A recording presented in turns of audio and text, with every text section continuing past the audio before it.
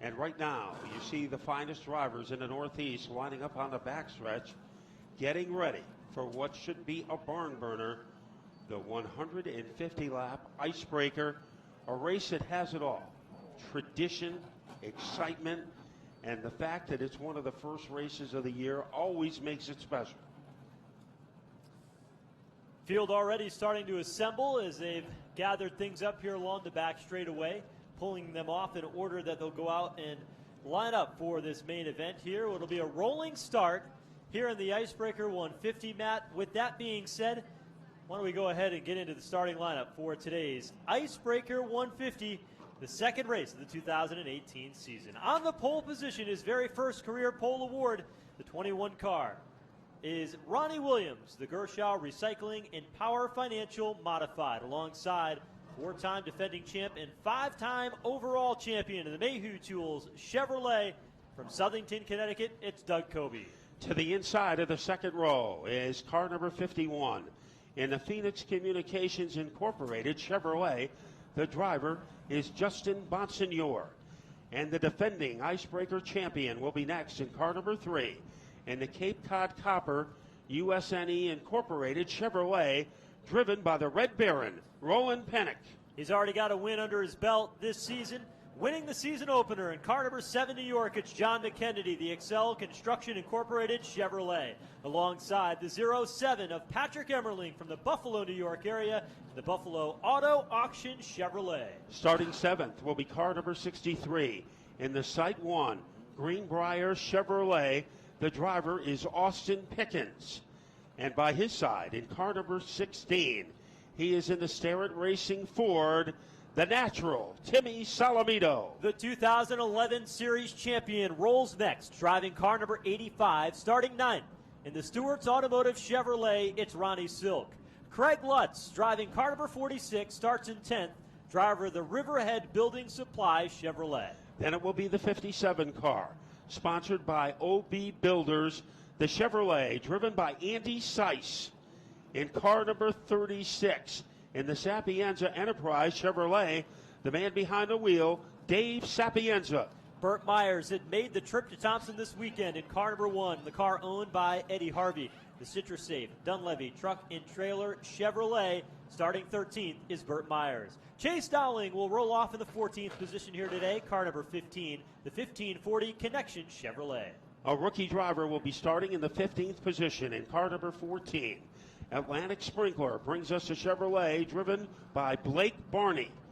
And then it will be the 76, the Starrett Racing, John Blewett Incorporated Chevrolet.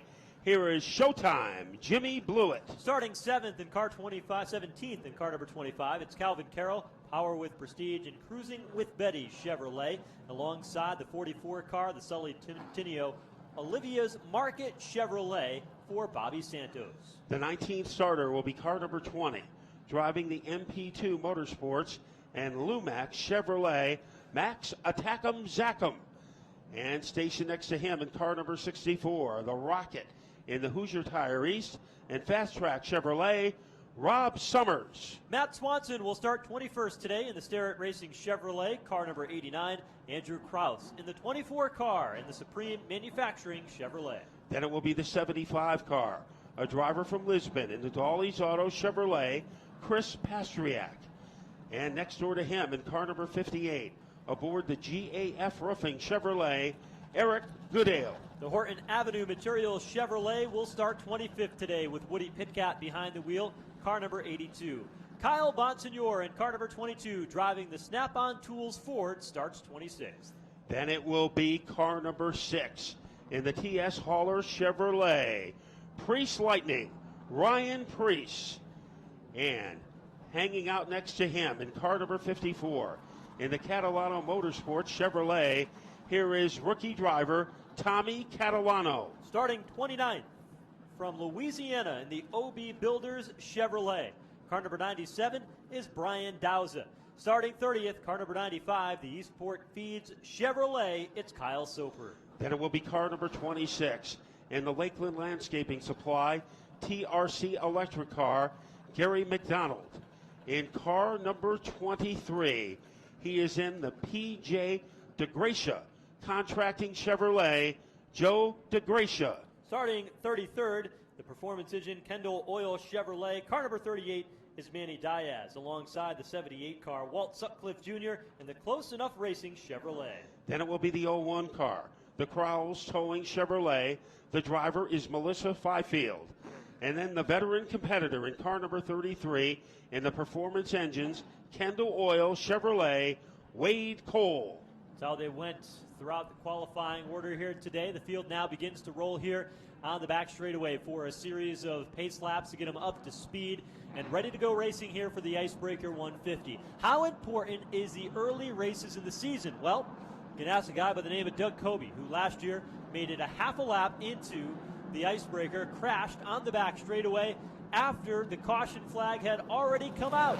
He was behind the 8 ball at the start of the season, and somehow, with a stretch in the midsummer months to the fall, he was able to walk away with his 4th consecutive Whelen Modified Tour Championship. But the drivers and teams don't want to make it hard on themselves like Doug Kobe and that team had to do last year, Matt. They want to come out of the gate strong and capitalize in the early season races like this one here in Thompson.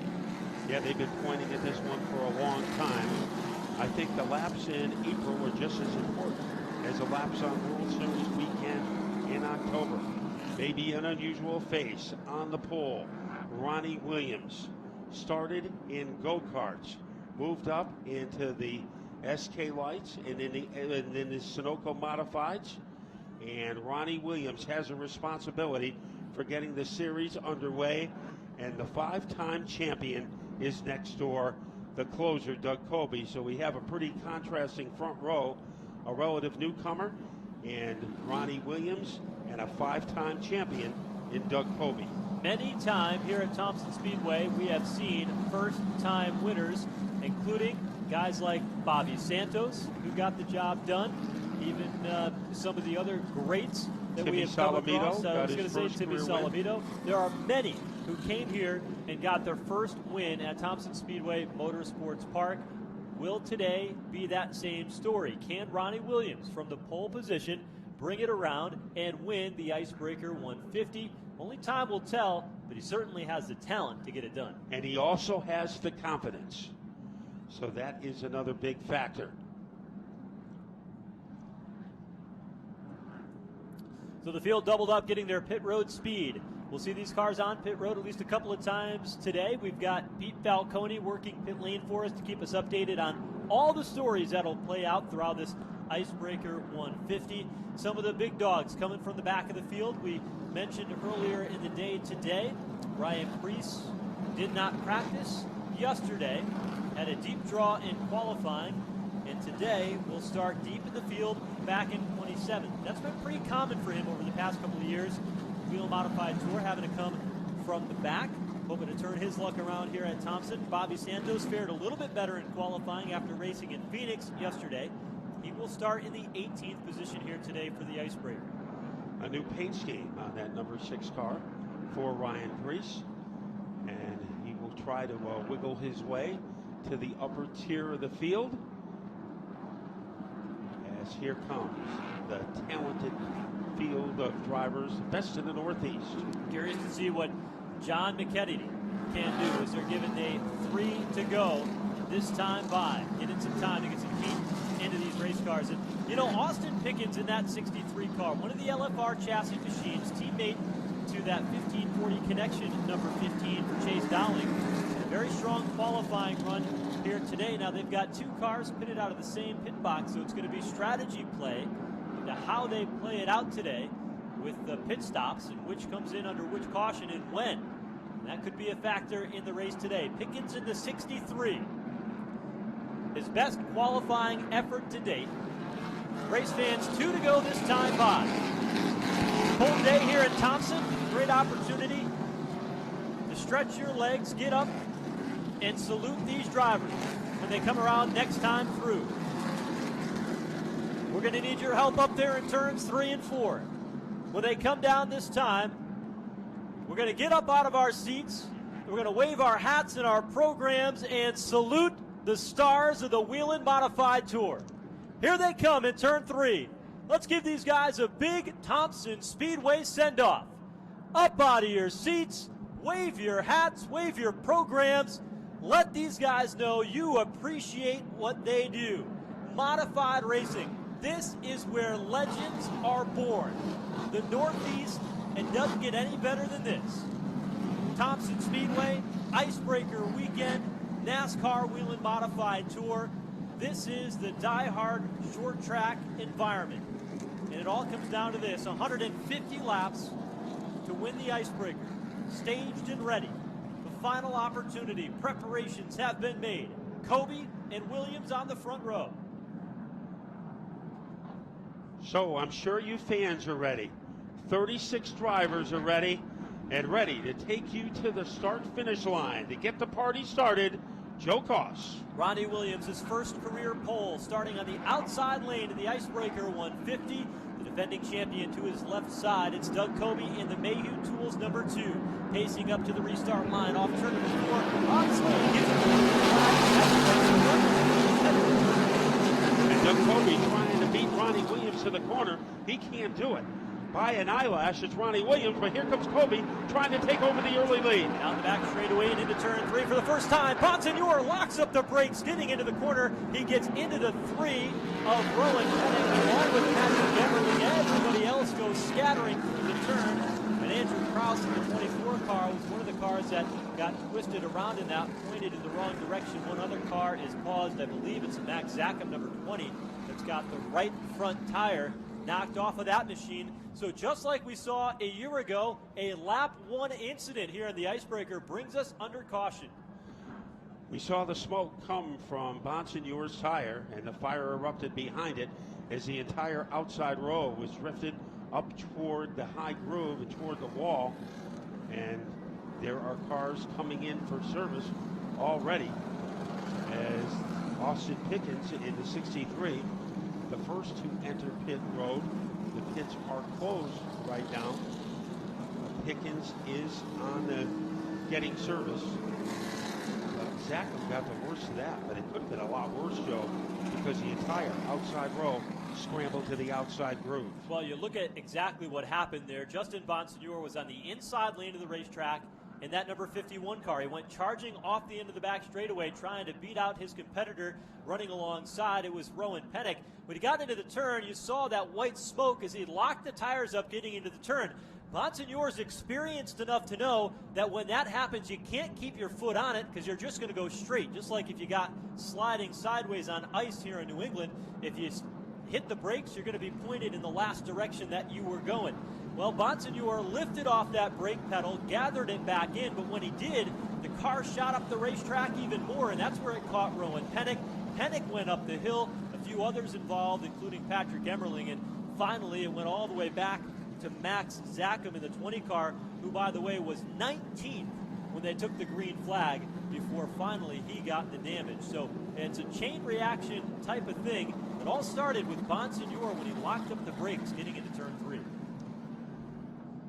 And Doug Kobe and Ronnie Williams, they were ahead of the incident, so they are safe in the 1-2 spots in the lineup.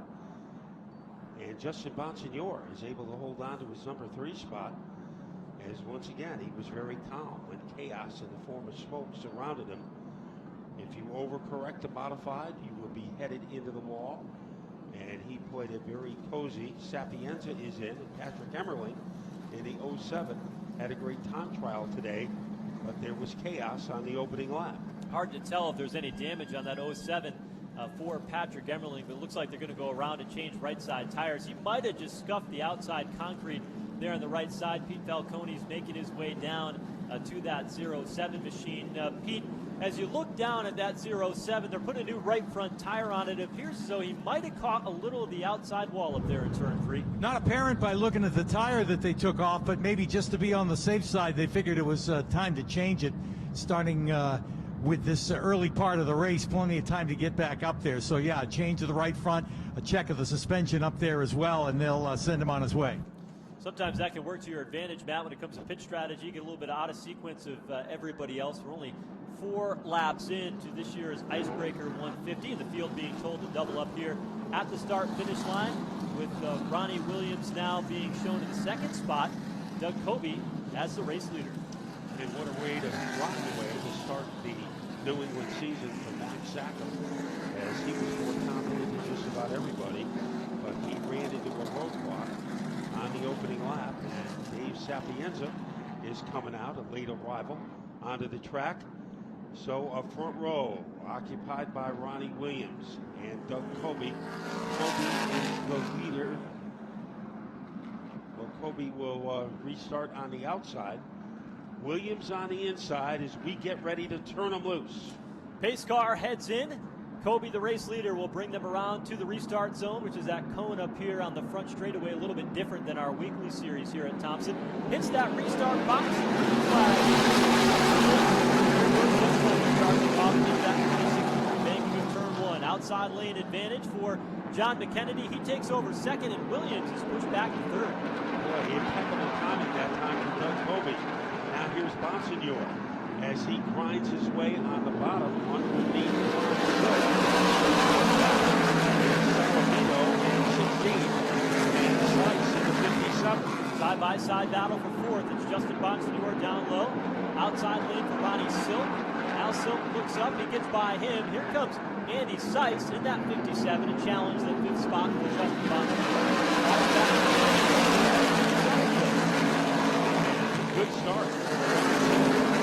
He tries to corral the back bumper of the Ron Williams car.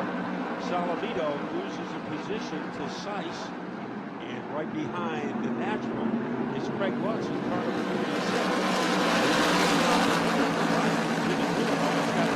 And to do it on the inside. Red, white, on the high lane. The Eddie Harvey number 1.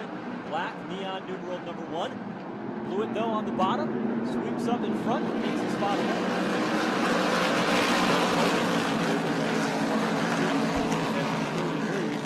Over John Kennedy. And it's also the foul with interception as Matt Swanson almost was able to get underneath Bobby Santos.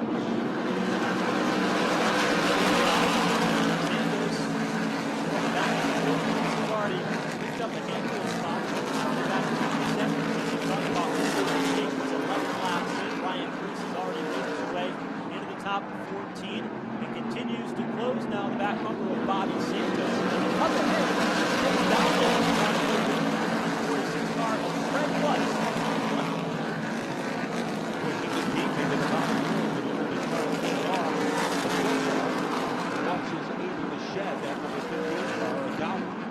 That allows Jimmy Wood.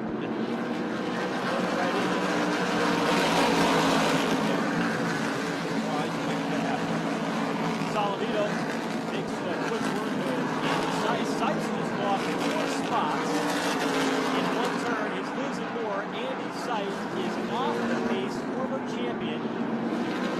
Southern modified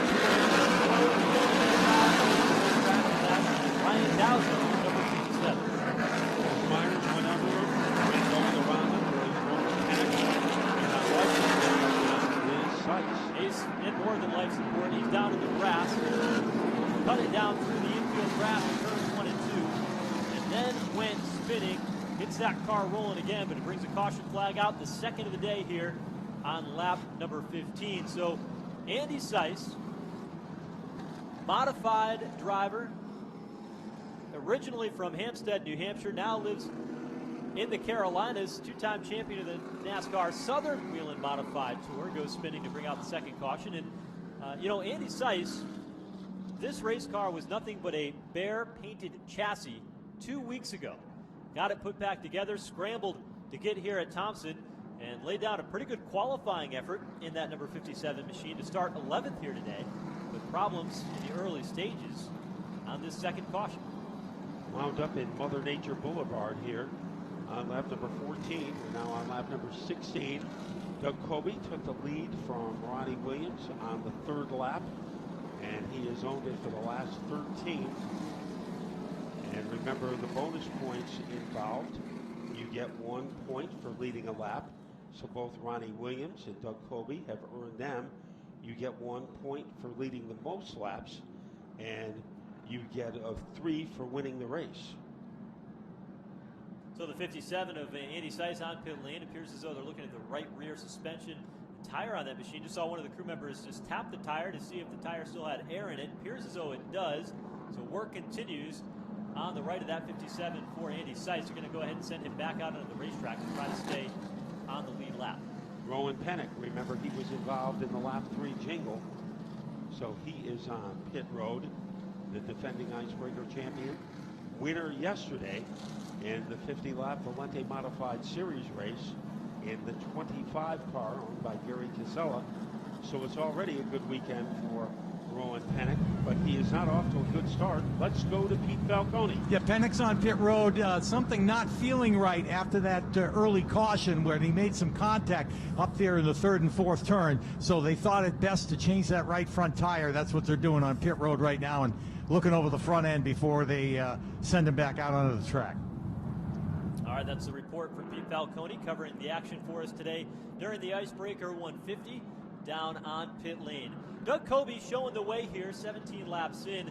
You know, over the past 4 seasons, Doug Coby has won the championship in that Mayhew Tools #2, teamed with Mike Sbriglio and Phil Moran. And, you know, as you look at that team behind the scenes, I think one of the things that has made them so successful is that they never had a lot of turnover in their team. They had the same tire guy, they had the same crew guys, top to bottom, over that championship run. Well, if there's one thing that's different for the 2018 season is that they've got some different players on the team this year. Timmy Armbruster used to be the expert tire guy on the team, now works with Max Zackham. They've got some new guys going over the wall for the team, and it changes the dynamic a little bit. Still a very talented group led by Phil Moran, but I'm curious to see as the season plays out, Matt, how that new team can gel together and if they can create the same magic on the pit wall side of the race team as Doug Coby and Phil Moran have been able to create on the racetrack side, and whether or not they can gel quickly in the early part of the season. Well, they had a little difficulty in the opener, and Myrtle Beach wanted to change a left rear tire and were never able to do it, and as a result they finished out of the top 10. But I think as the season goes along, the Doug Coby team will be just what everybody expects it to be, contending for a champion 5 in a row. That is pretty good. Nobody has ever won 4 in a row until Doug Coby did it last year. Long way to go right now. Looking strong in the early stages of this one. Where is Priest Lightning? As he was in the middle of them, he was as high as 14th, and remember he is now 12th. So he started pretty far back in the field, and he has worked his way to 12th, from 27th to 12th, 15 positions since lap 1. 1 to go at the line this time by Coby to the outside, and John McKennedy in that 7 New York down to the bottom has made 35 starts over the past really 10 years on the Whelen Modified Tour, and finally got that first win at Myrtle Beach last time out driving for Tommy Baldwin. And what a change for this team. You had a 2-time champion, Donnie Leah, proven driver and success out on the racetrack. Whatever reason, the combination with he and Tommy Baldwin and this team, they just couldn't find success. Really struggled in the 2017 season. John McKennedy jumps on board, and they clicked right away, got results, and proved that at the start of the season. And McKennedy already finds his way here on the front row at the start. We get underway here. Coby to the outside, McKennedy down low.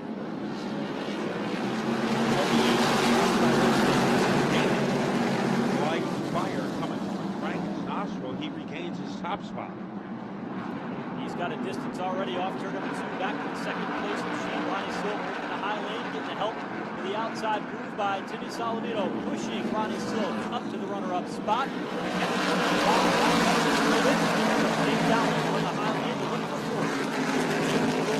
Timmy Salamito has gotten by McKennedy. He's going after Ron Silk, currently on second place. Power move on the inside, and Salamito makes it look easy. Salamito going after it here today. Early going. Ronnie Silk battle for second. Salamito goes quick through the turns. Crosses one nose of Ronnie Silk and takes the spot away. Boy, you can see the sparks flying there. A little forearm shiver administered by Silk. No harm done to Salamito in the number 4 spot. Surprise everybody with the second place Meanwhile, we got cars scattering all over the racetrack, and Kyle Bonsignor goes hard into the turn 2 wall. Caution flag is out. 2 cars involved. They're going to go ahead and put the red flag out here as well. Multiple cars involved on the exit of turn number 2. The Catalano machine is rolling away as well, but the hardest hit went to the 22 car of Kyle Bonsignor. That car just snapped around at the very exit of turn 2. A whole bunch of cars had gotten crossed up in the middle of the turn, and they were all accelerating again to make their way off the corner and to the back straightaway. And the Bonsignor car got hooked in the right rear, and that thing just spun around hard into the outside wall. Now Emmerling goes on a pit road, but remember we are under red flag, so they won't be able to do anything with that car except look at it. They're going to go ahead and, for scoring purposes, move the field past the start-finish line here, so the red flag remains. They just want to get them past that scoring loop here on the front stretch. So we're where the Kyle Bonsignor car went around. I was just about to mention, after Timmy Solomito went by Ronnie Silk in turn 3 and then finished the move down in turn 1, Silk came back and gave him a little tap to the back bumper. Today, I spoke with Timmy Solomito, and I said, after you went through that championship run a year ago, you won so many races the last 2 years on tour, but at the end of the race, you win the race of the World Series, but you lose the championship by the narrowest of margins to Doug Coby. I said, what would you do different? He said, you know what, I've got to be aggressive, and every opportunity I have to better my opponents out on the racetrack, I've got to go after it. And I wanted to see how long it was going to take in this race for that to happen. 25 laps in, Solomito's not holding anything back. He made a precise move, just like the Starrett tools that ride on the side of his car, but he got by Ronnie Silk to put himself in the second spot. It was a clean pass, but he was aggressive, exactly what he said he needed to be to go out and contend for the championship this year, and he's doing that in the early stages. You know, nobody heard of Timmy Solomito, or not many, until one Icebreaker weekend. He finished 4th, and that was kind of his coming out party, and all of a sudden I think that 4th place finish made him a different driver, a lot more confidence, and he has always been at his best when he has been aggressive. One of the more aggressive competitors on the tour, and I think we'll see that on the upcoming restart between he and Doug Coby. The rivalry of the tool manufacturers up there on the front row between Coby and Solomito. Kyle Bonsignor's car is being pulled back to the pit area here. They've got it hammock style. You see how badly damaged it is there on the right-hand side. Be curious if we can catch up with him at some point here under this red flag or a future caution. Kyle is the cousin of Justin Bonsignor, and boy, this kid has got a lot of talent. We've watched Justin on the series for the last couple of years, but Kyle just as talented, and I think as the season goes on, if he has better luck than he did here today at Thompson, he's a guy who's going to turn a lot of heads in the Whelen Modifieds. And he has had limited opportunities on the tour to this point, but I think what he did in Myrtle Beach, even though he didn't have that great a finish, he impressed a lot of people. So Kyle Bonsignor being hammocked off of the track, and we have a little cleanup duty. Some landscaping has to be done in the turn 2 area at the entrance to the backstretch, and then we should be ready to resume. 36 cars, and already a lot has happened in the first 25 laps. Yeah, very much so. I'm impressed so far by the work being done by Ronnie Silk. This racetrack was always a good racetrack to him. He's won a handful of Whelen Modified Tour events here, going back to his championship seasons. It was really back in 2011, where that was his prime here at this racetrack, and that was when he really rose to the top of the class. And this Stewart number 85 team, as we talked earlier before the race began, was piloted by Woody Pitcat, Todd Zegedy in the past, and Ronnie Silk is the driver that over the past few races has really brought this car to life. And when you come to a racetrack that you've got a real passion for, like Ronnie Silk does in this 85 car, that certainly makes a big difference. But this team has had a bounce in their step since Ronnie Silk has got behind the wheel.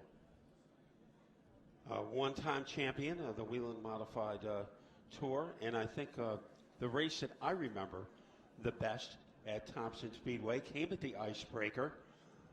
Green-white checker run between he and Roland Pennock. Pennock beat him to the finish line but he also beat him to the restart line.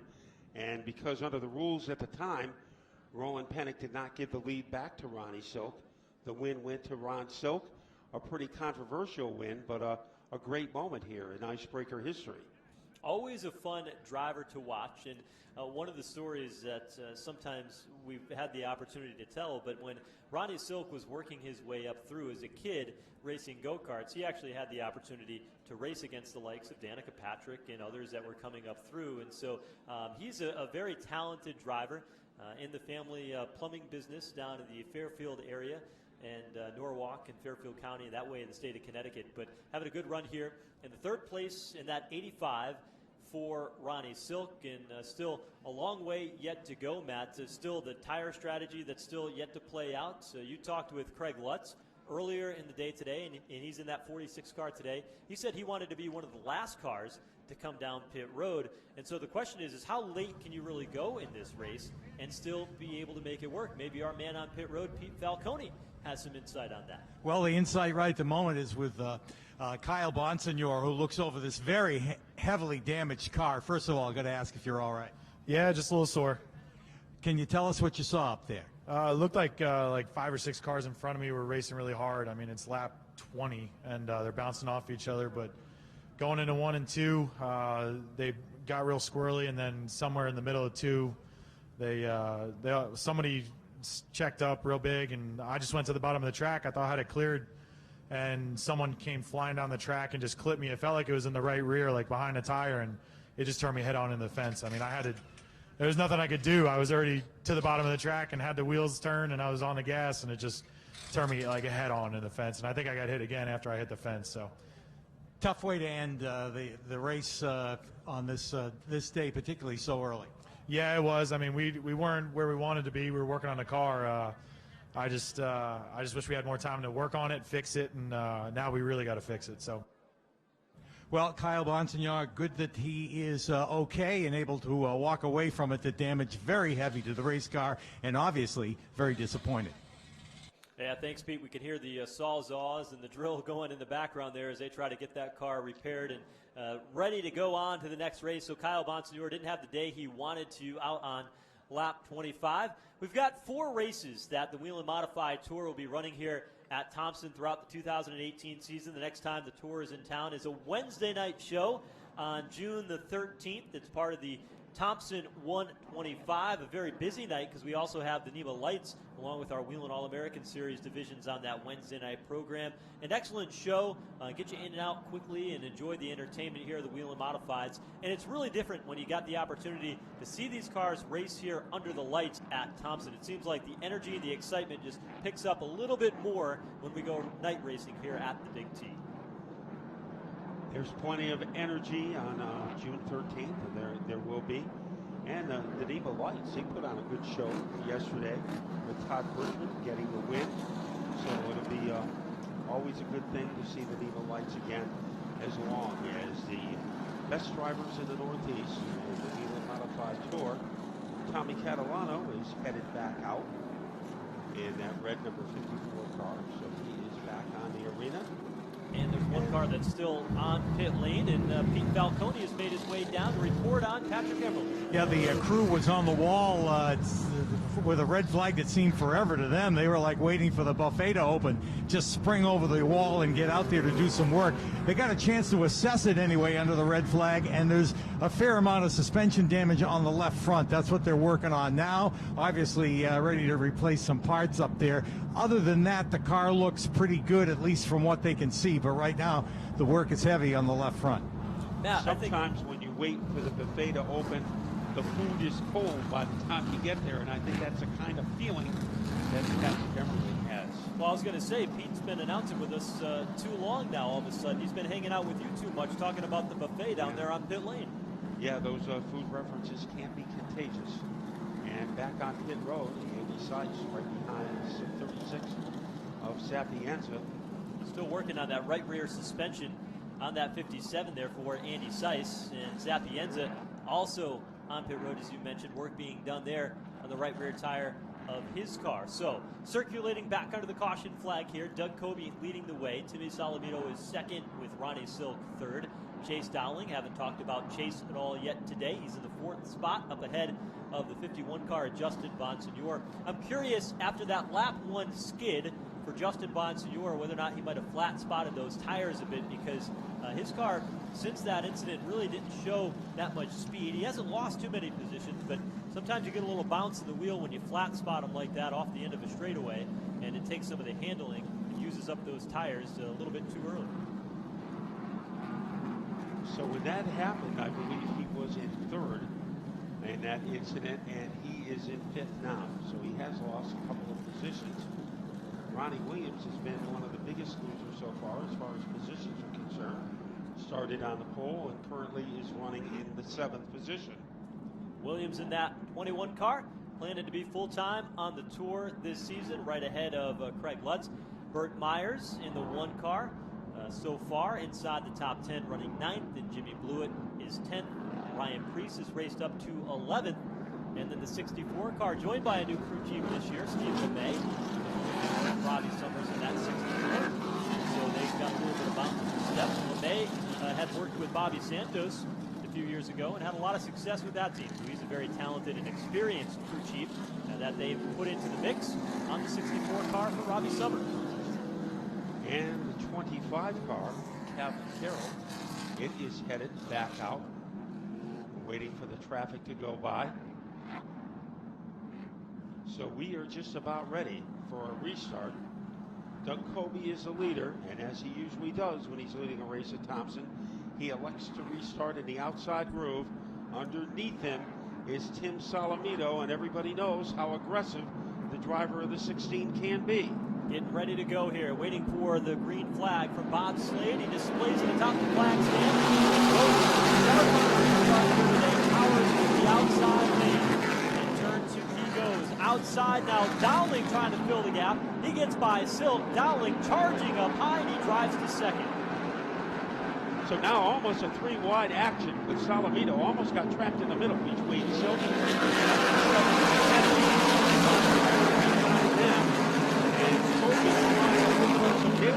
he and Dowling, and he is unable to do it. Yeah, not as efficient, Coby, on this start as he had been on other starts, and Dowling's going to stay right with him, getting into turn number 4. Dowling now looking to the inside, off turn number 4.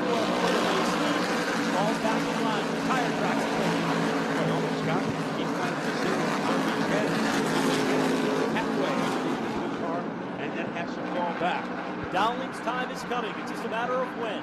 2nd, right ahead of Timmy Solomito, looking low again off turn 4, racing to the exit. See what happens is they much stronger.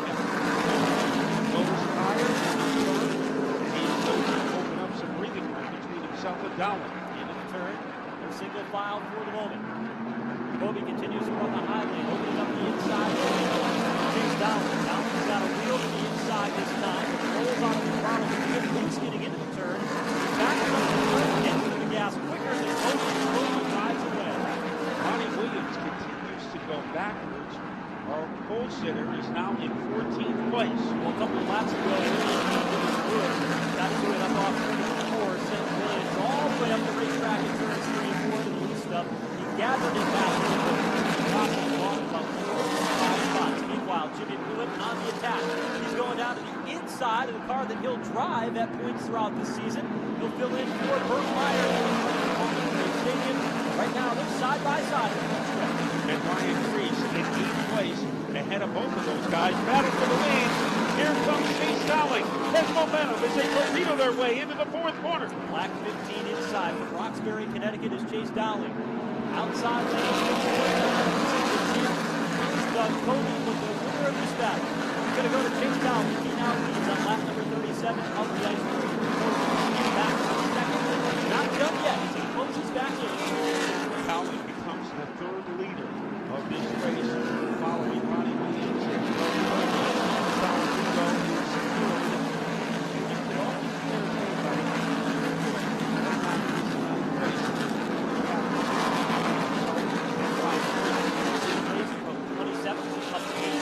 His goal is to get in a good position by the time they make the pit stop.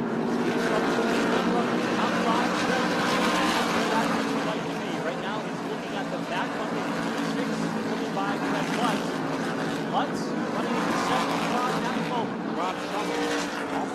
happen. He's going to try it again.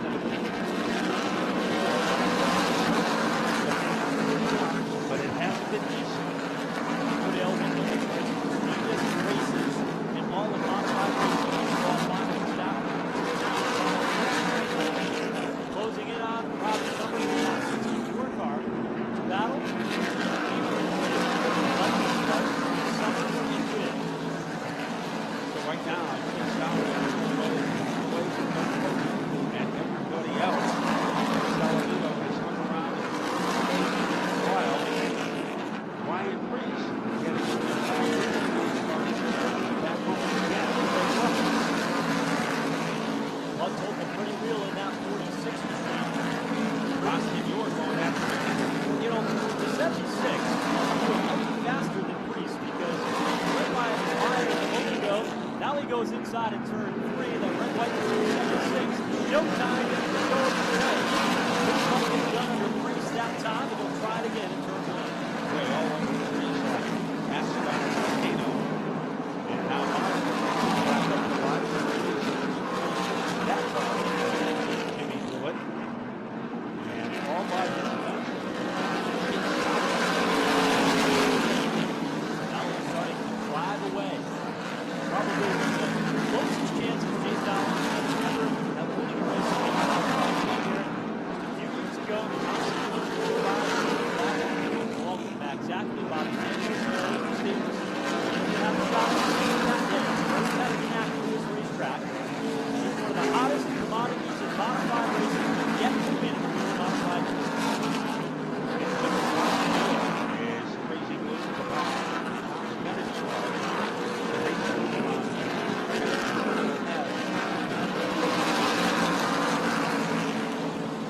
Tire tracks to the Saladino and Justin Bonson and that 51 car behind the Kennedy. It's a run down the back. Moves in on the bumper of the Kennedy. Turns 3 and stay in line. This way, underneath Lutz, he came up empty.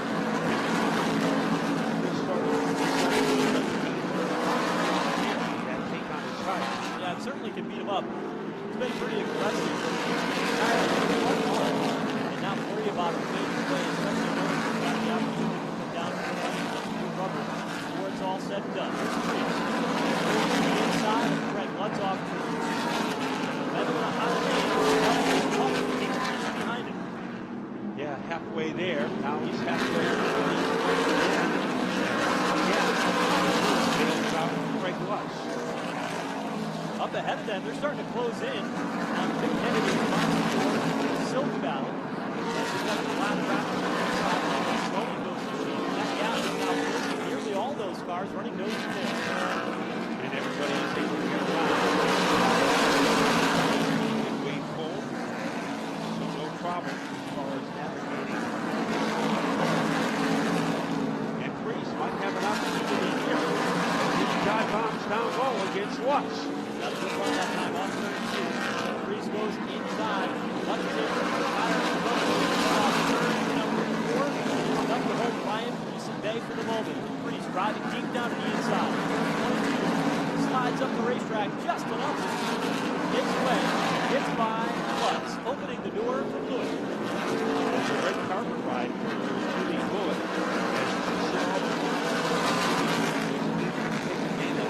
As Lutz as well. There's a couple of laps.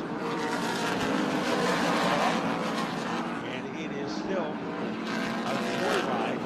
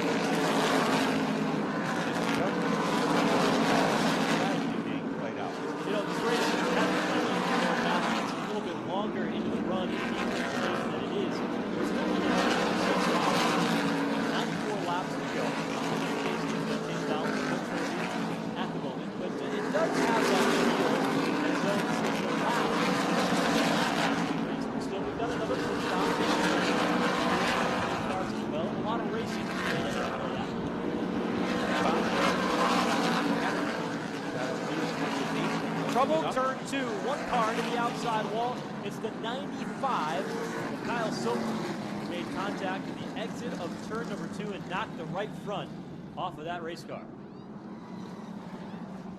And he will limp into pit road. As you see what used to be a left front tire on that car, and the right front also peeled back, so a pretty nasty situation for Brian Dozer. All right, now race fans, take a look down the pit lane and see who's scrambling for air guns, tires, and jacks. Will we have any activity here on pit lane? 58 laps in. Is it too early? I think it is too early for the front runners. But if you're not handling well, this is your opportunity to get your car back in order. So I think the only guys who will come in now are the ones who are not happy with the way their cars are performing. Now, a couple of guys already getting up on pit wall and getting ready to come down pit lane. We'll see if it's a game of chicken on pit road or if anybody will come. Some pit signs are getting ready. If we have the action, we'll join our pit reporter down on pit lane, Pete Falcone. You look back at the fall final a year ago, and the 58 car of Eric Goodale came on and off pit road 3 or 4 times in that race. Others that were up front, well, they didn't take as many pit stops. So you never know what strategy is going to play out when it comes to running a race here at this racetrack. 150 laps of distance. We're not even to lap 60 yet. And Matt, as many will tell you, it certainly can be a bit too early. Get that rubber in the late stages, and then you can go like mad to the finish. Like Craig Lutz says, be the last one to pit and the first one to the finish line. So the green flag is out, and Doug Kobe is on his way in. Dowling stays out. Yeah, a couple of others coming as well, including Ryan Preece, Craig Lutz, Eric Goodale, Rowan Pennick, all coming down pit lane. So we'll see what happens here. They'll have plenty of space on pit road. Ryan Preece, one of the first cars to hit his pit stall. Jeff Preece, his dad, is the crew chief, although Ryan maintains the car full time. Let's go trackside to Pete Falcone. Yeah, we're in the Mayhew Tools pit as they work on Doug Kobe's number 2, making a chassis adjustment to the left rear and tires on the right rear right at the moment as the crew member takes the wrench around to the other side, and he'll work on the right side suspension as well. Just trying to snug that car up a little bit. Pretty quick stop. Air adjustment, tire pressure adjustment on the left rear of the number 2. Down and away. He's got a few others that got out ahead of him, but Doug Kobe's got his service done. Doug Kobe ended up losing a couple of spots there on the pit lane. A few cars got off pit road ahead of him. Among them, Craig Lutz, who won the race off of pit road. Eric Goodale was second. Rowan Pennick third, followed by Doug Kobe, who came off fourth. Andrew Krause. Then it was Woody Pitcat, Chris Pastriak, and Ryan Preece, who lost a few positions there on pit lane. He took 2 rear tires on that 6 car for Ryan Preece. So interesting strategy here for Preece to come in early. And you know, I wonder, Matt, with Preece coming in and getting those tires early in the going, it seems like over the past couple of years, he has waited in races to pit late and then has run out of time to be able to maximize the brand new tires that he put on his race cars. This is a very different strategy for the 6 team today.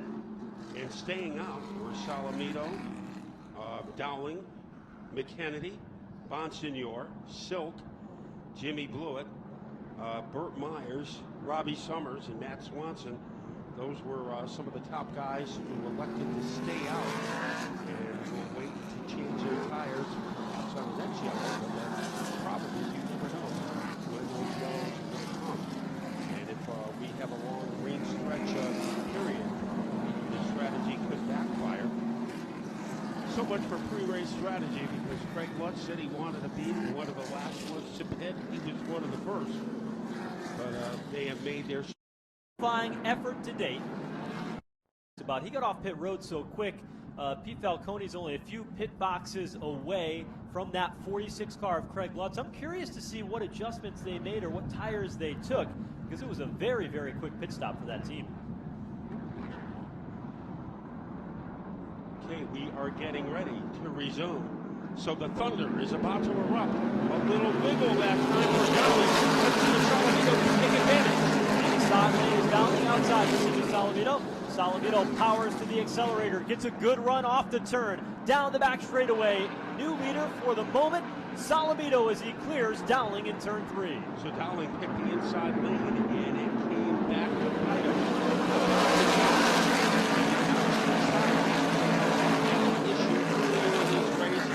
He is stalking our co-leaders, Dowling and Salamito. Wheel to wheel for the race lead. Bonsignor lining up with a fellow Long Islander in the outside lane to push him forward, but at the line, for the lap, Chase Dowling. Dowling by half a car out in front, diving inside lane. Salamito running high to the outside. Bonsignor waiting in the wings at third. And now here's Bonsignor dive-bombing his way inside as he makes a vicious move against the 16 as they scramble off the road.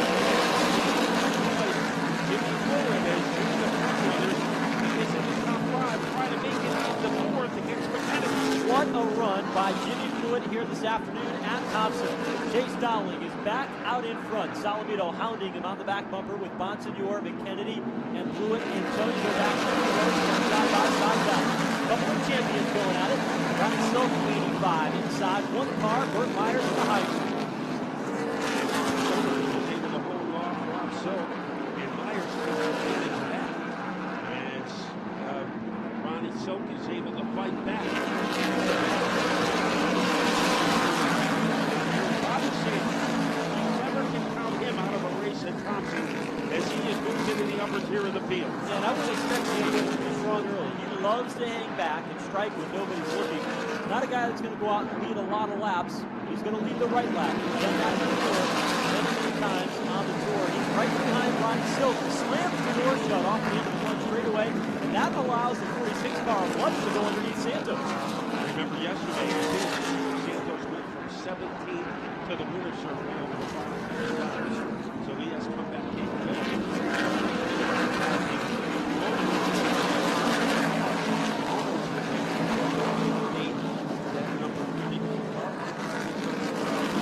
Lutz gets the job done. Cantrell and Pettit do the same and follow through in that bowler racing number 3 with Eric Goodale behind.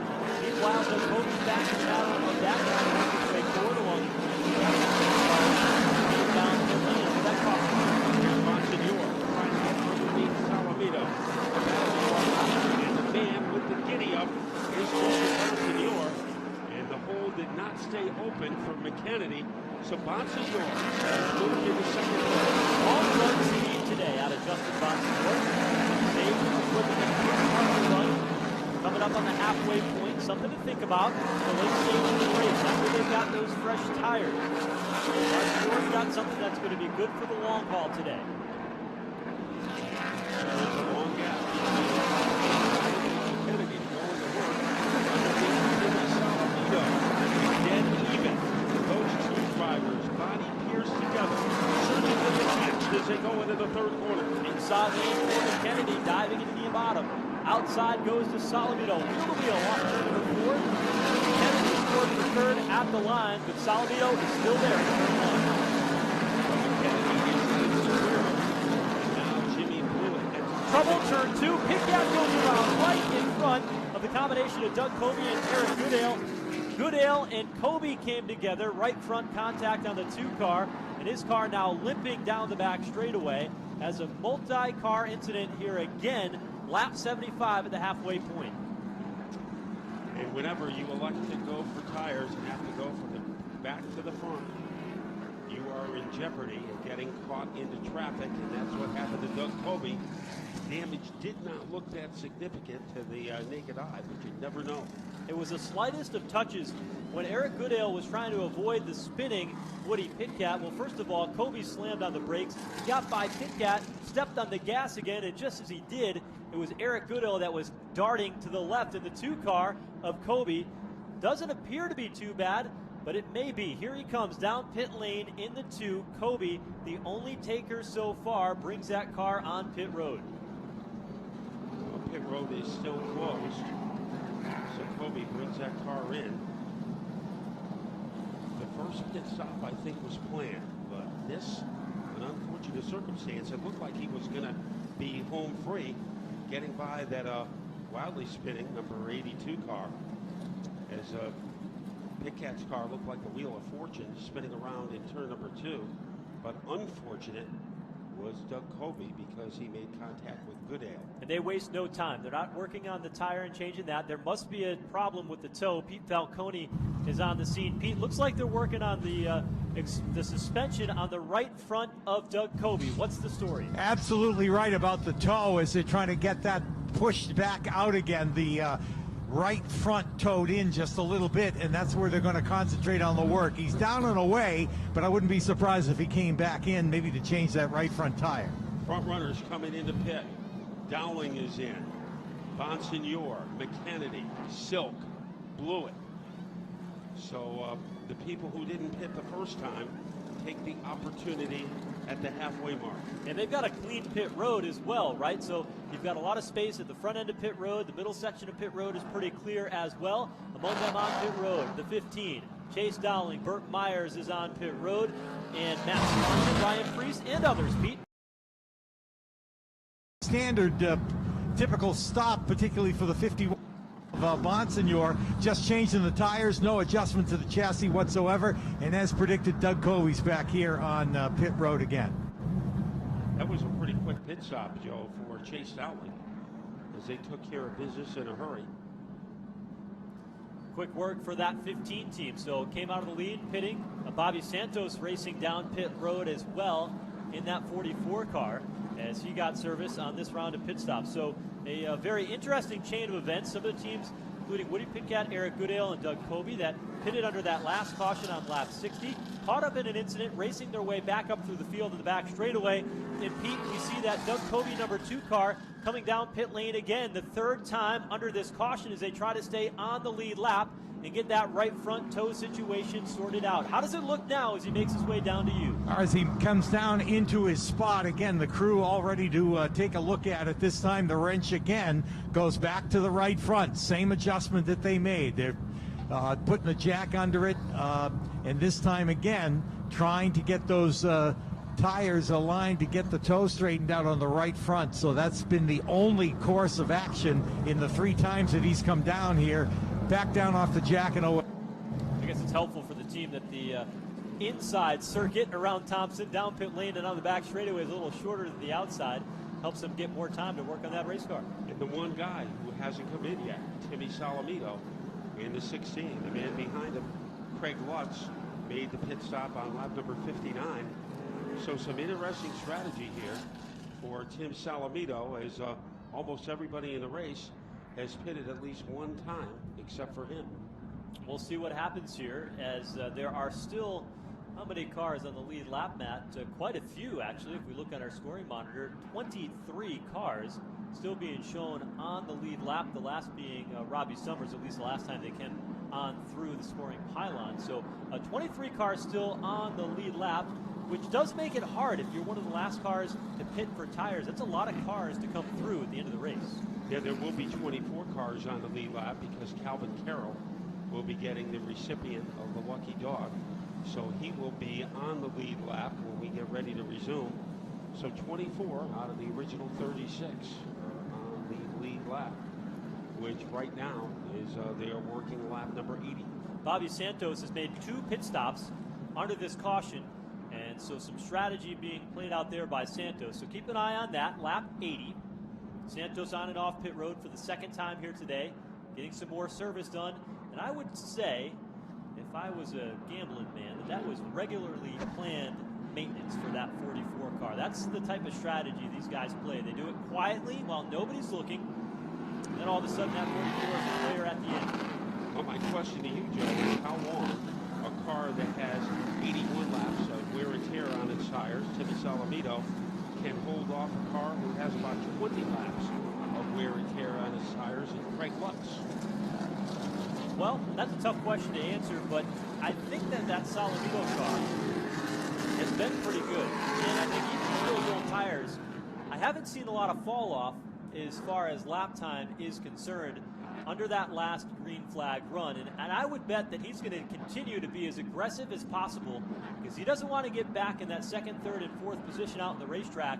He wants to be able to go out there and lead laps. And I think you're going to see that here out of Salamito, but not this time because the caution flag will wave one more time as they go ahead and recheck the lineup and make sure everything's in order before we go back under the green flag. Let's take a look at the top 5 or 6 now. We've got Timmy Salamito, Greg Lutz in second, Andrew Krause all the way up to the third spot. Of course, the Krause family resurrecting the Wall Stadium with Krause passing over the winter. Certainly condolences the entire racing community out to that 24 team, and Andrew Krause having a banner day. Whelen Modified Tour here today. Rowan Peng in 4th, and Chris Pastriak in that 75 car running in 5th. Matt, trivia question we can answer under the next caution. Do you know why that car is number 75? That was the car that his uncle, Carl Pastriak, competed with. Is that the reason? It's one of the reasons, but it's a little deeper than that. We'll find out in the next caution flag. Green flag is out.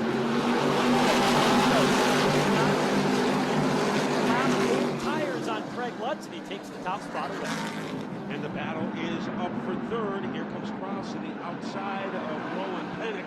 The Red Baron fighting back on the inside, and he is able to swoosh his way into 3rd place. Top 2 get away single file.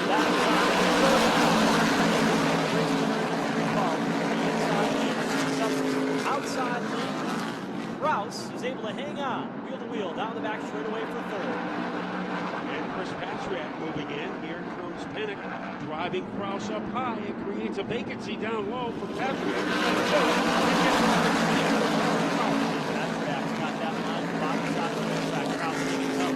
Up high, top 3 single file, now battling for 4th, a little bit of contact between the two. 75, Pastriak gets on through. Here comes Dave Zappienza to the inside of turns 3 and 4.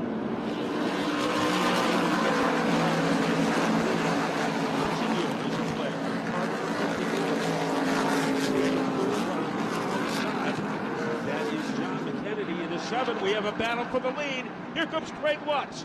The Lutz Cracker coming off the 4th corner, trying to get by Salamito. Craig Lutz going for the lead on lap 7. Now here it comes Rowan Pennick. Pennick fills the gap to the inside. Salamito loses 2 spots, gives the bumper to Pennick. Now he looks to the left elbow. Here comes Pastriak in the 75. Pastriak trying to infiltrate the top 3. As they fireball their way off the corner. Salamito holding them off for the time being. I think Salamito would love to see a caution come out right about now. Don't count them out yet. Tires will go a long way. Running in 3rd. Pastriak 4th. Krause holding his own.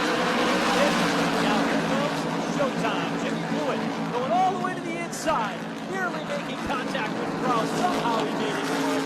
Goes like a Ted Christopher dive bomb to the inside lane by Jimmy Blewett. He's in the top 5. Boy, he almost wound up in John Deere country on the lawn.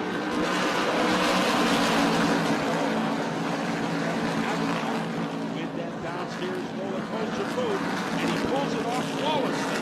Bottom shot, lids on, the form of Jimmy Blewett today. Battle is on for the race lead. Blewett looks inside now for 3rd. Bottom, Blewett outside. Salamito got the job done. As here comes Pennick inside of Lutz. And Pennick is able to move into the lead. The reigning Icebreaker champion is out in front, but Jimmy Blewett is a straw that is stirring the drink right now. Contact with a and it springboards Blewett into 2nd place. Outstanding racing here in the Icebreaker 150 as Jimmy Blewett out of Jersey has raced his way to the 2nd spot in that red, white, and blue number 76. Here he comes, going for the race lead. Blewett down to the inside lane, comes together with Pennick in turn 1. Two guys who have had issues in the past, Blewett and Pennick. And Jimmy Blewett has taken over the top spot. Jimmy Blewett, the tragedy that bestowed his family here at Thompson back in the 2007 racing season with the loss of his brother. Off turn number 4, it's leading the Icebreaker 150. Double file battle for 4th and 5th. As that is Lutz trying to hang on. Inside of him, this shakes Dowling. And Dowling is back into 4th, and he's taking Bonsignor with him. A bold move for 2nd by McKennedy. He got it. McKennedy up to 2nd, opens the door for Dowling. Inside lane, Dowling underneath Pennick. These guys race weekly in modified competition. They know each other well. And Dowling's got the spot. Pennick back to 4th, Bonsignor now 5th. opening up some daylight between himself and the rest of the field is Jimmy Blue. Here comes Dowling to the inside of McKennedy. Dowling trying to strut in the second, and McKennedy won't allow it to happen. Outside advantage for McKennedy. Black 15, Dowling running the bottom lane in turns 3 and 4. Wheel to wheel off the turn, back to the line. Advantage in second, it's Dowling. Salamito has faded into about 10th place. So Salamito, as he was searching for one now. Meanwhile, it's Dowling and McKennedy. The sparks are flying. Dowling, he will hustle his way to second. Somebody plays for great battle. We got one for second, we got one for fourth. Dowling inside of McKennedy. Bunch right behind the inside of Pennick on the back straightaway. Side-by-side battle between Swanson and Lutz for the 6th spot right behind that. That's Swanson.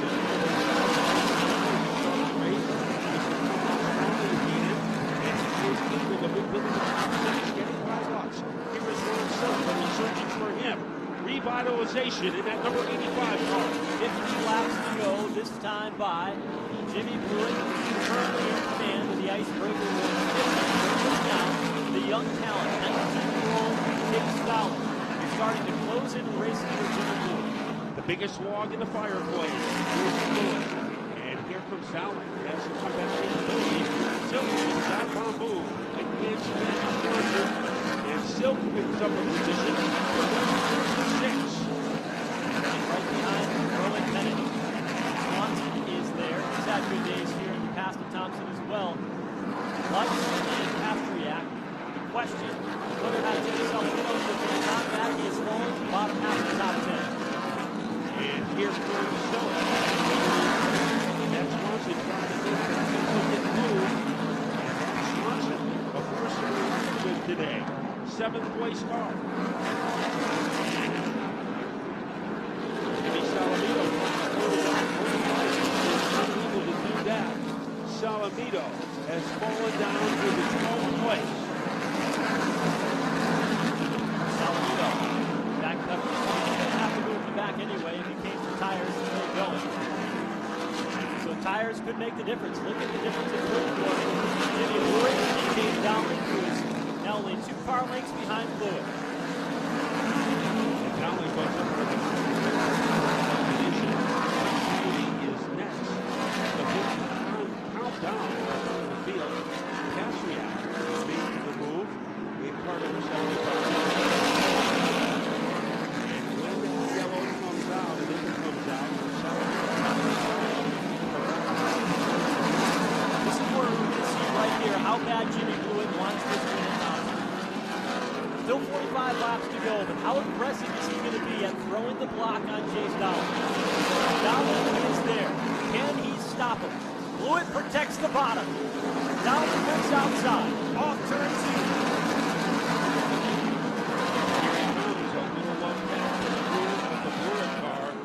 So only a breadcrumb separating Blewett from Dowling. Blewett is leaving breadcrumbs for Chase Dowling. He said, "You want to go by me, kid? He's going to make you work for it. You're going to go on the highway." And Dowling's got to run. He's time by. Outside lane. Chase Dowling to the lead of the Icebreaker. He almost did Dowling a favor by letting him have the outside lane. The Russian for Chase Dowling regains the lead with 42 laps to go. And Dowling now Blewett back in second. Ronnie Silk riding in the middle.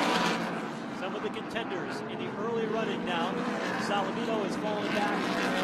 Spot back in 17.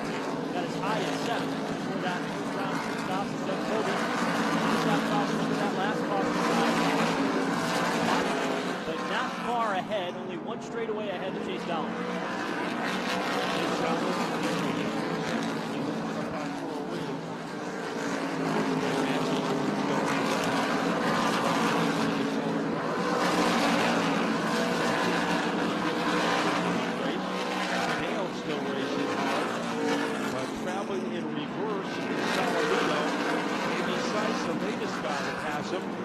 Salamito is in 6th place. 39 laps to go. trouble off turn 4. Calvin Carroll goes spinning back to the inside of the racetrack. No caution as of yet. Blake Barney trying to avoid. Now the caution flag comes out on lap 112 with the Icebreaker 150 for a spin. Calvin Carroll in that 25 car off turn 4. And that noise that you just heard was a sigh of relief for Timmy Salamito, as I would think he is coming in for tires. For Salamito, although he didn't come down pit lane that last moment, look at the advantage he's going to have right here. 112 laps into 150. So at this point, we've got 38 laps to go. We tend to have a lot of cautions at the end, so it's curious to see how many green flags we're going to have. But you know what? If they come down and get tires, they still got a chance to race their way up through. I think the biggest challenge that Timmy Salamito is going to have is the fact that there's so many cars still on the lead lap. Normally, at this point in the race, we'd have maybe 8, 9 cars on the lead lap, maybe a few more than that. Right now, Gary McDonald, the last car on the lead lap when the caution flag came out, 23 cars deep. That's more than half the field. So there's a lot of work that Salamito is going to have to do when he comes down pit road. I bet he's going to hope for some more partners that come down. And that'll pick up a couple of spots on pit road here that he doesn't have to gain on the racetrack.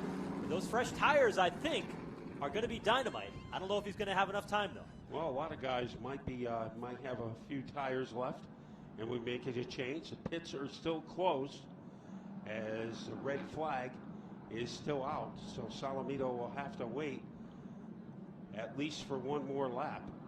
So it is a cliffhanger here. So many things have happened in this race.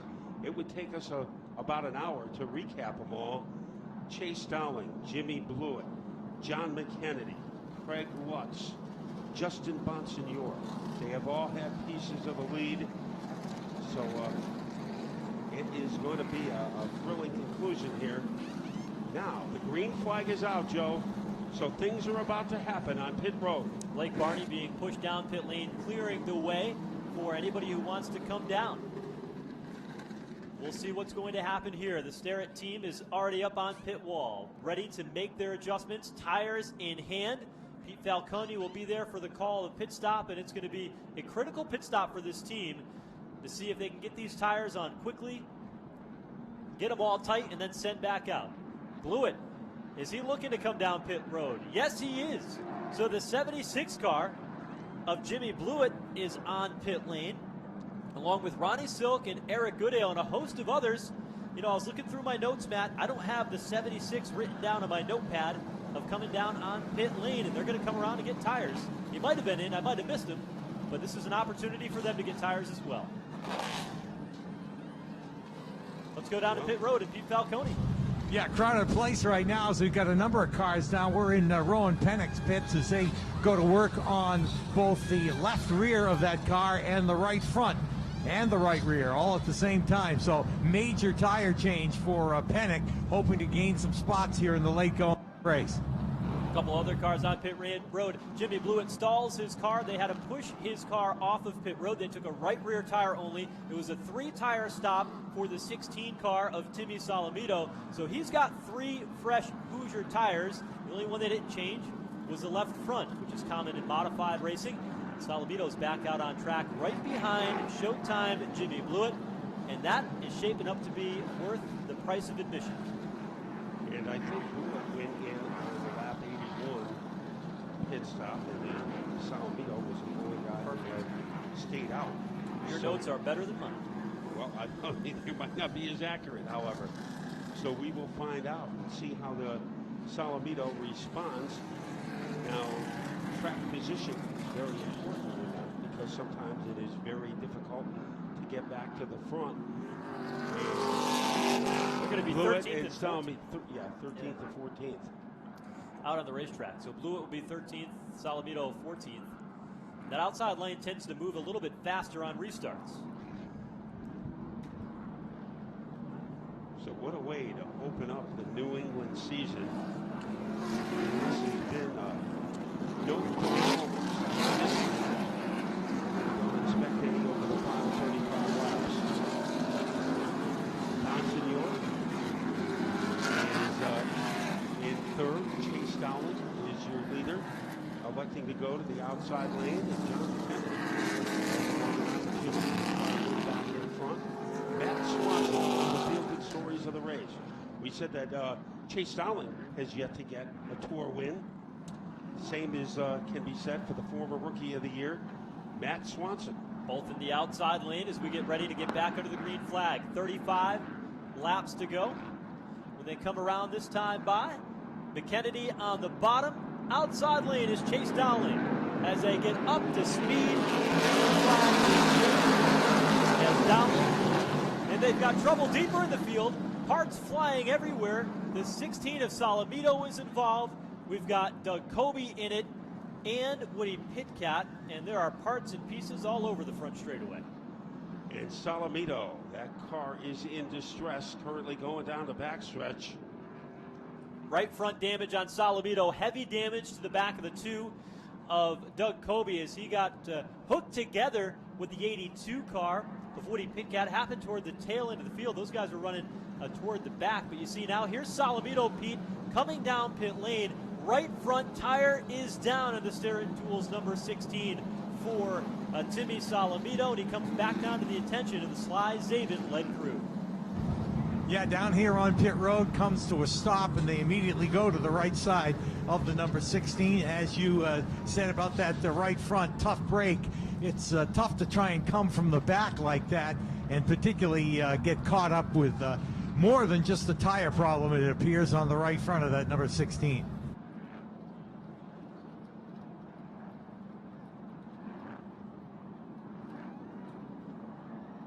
$117 laps complete. And maybe the cause of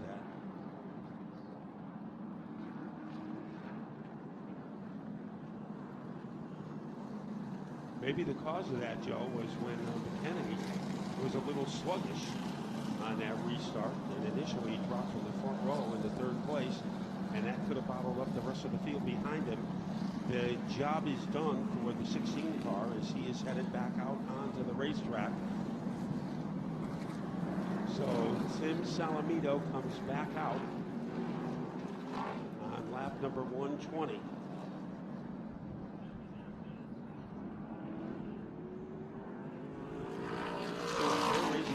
There's Salamito headed to the rear of the field. Word from NASCAR officials, restart violation on the 15 of Chase Dowling. If you look down on pit lane, or on turn 4, there's a cone that's sitting right where that Whelen Engineering light is, just on the front straightaway. That is where the restart zone begins. And Chase Dowling, restart violation. He started a little bit earlier. Remember, he ran the Sunoco modified race earlier in the day today, and or the other races earlier in the race today. And so he went a little bit too early outside of the box, is what I'm being told. And so that was why Chase Dowling gets penalized and has to go to the back. And Salamito is back for his second appearance on pit road in the last couple of laps, as once again they concentrate on the front of the car, and he is back out. It looked like McKennedy did not come up to speed, but that must have been an optical illusion because it was Dowling who went too early. Yeah, McKennedy was waiting for that box. Dowling started, I don't venture to guess exactly how far, but he went before that box. And you saw as soon as he came across the start-finish line, Bob Slade put his left hand up on the button in the radio that would communicate back to race control, and you see what happened there. Now Dowling back in the pack, and he's being posted still on the lead lap back in the 23rd position here in the Icebreaker 150. And so Dowling still not able to get that victory that he's been searching for here in Whelen Modified Tour competition after another strong run here today. I know it's not over yet, but he's got a tall order with 28 laps to go. Matt Swanson, on the other hand, is in much better position to try to get his first ever win, as he will restart in third place. And Burt Myers, if you counted him out, it was a little premature because he's in striking distance. And for him, a guy from North Carolina, to get a win at Thompson Speedway, which is the heart of New England racing, it would really be a big accomplishment for him, wouldn't it? And when we talked with him earlier today before the race began, I thought it was interesting when I asked him what the main difference was about running against competition and on tracks in the South versus running basically the same race cars here in the North. And he said by the virtue of the surfaces that they have in southern racetracks, it chews the tires up a little bit more. So you've got to be a little bit more careful, a little bit more patient early in the race. He said in the races that I've run here in the North, I've realized I've got to be aggressive from the start of the race right to the very end. And I said, yeah, that's because we're used to driving around New York City and Boston. And it's a good analogy. If you think about it, you've got to be aggressive when you're driving in the city. In the country, you can be a little bit less aggressive and still be just as fast and just as efficient. Burt Myers is starting to figure out what this racing is like here at Thompson Speedway. Obviously, multi-time champion of Bowman Gray Stadium, the historic short track in the South, multi-time modified series champion of multiple series in that part of the country. Now a very popular driver in that Eddie Harvey #1 that Andy Seiss used to drive, drove it to a championship, running in 4th. We haven't seen what Myers has up his sleeve yet. Curious to see what he can do starting the outside in that #1 car. And Bobby Summers has been a long time for Cigars, driver with car number 64. They'll be starting to the inside of the 3rd row. And the man next door will be Tommy Catalano, a rookie driver, trying to hit the jackpot today. So we are just ready to turn him loose again. And when we do, there'll be 25 laps left in the Icebreaker. And Justin Bonsignor, he had a problem early in the race when he locked up his brakes. Right now, he is in the front row working against John McKennedy.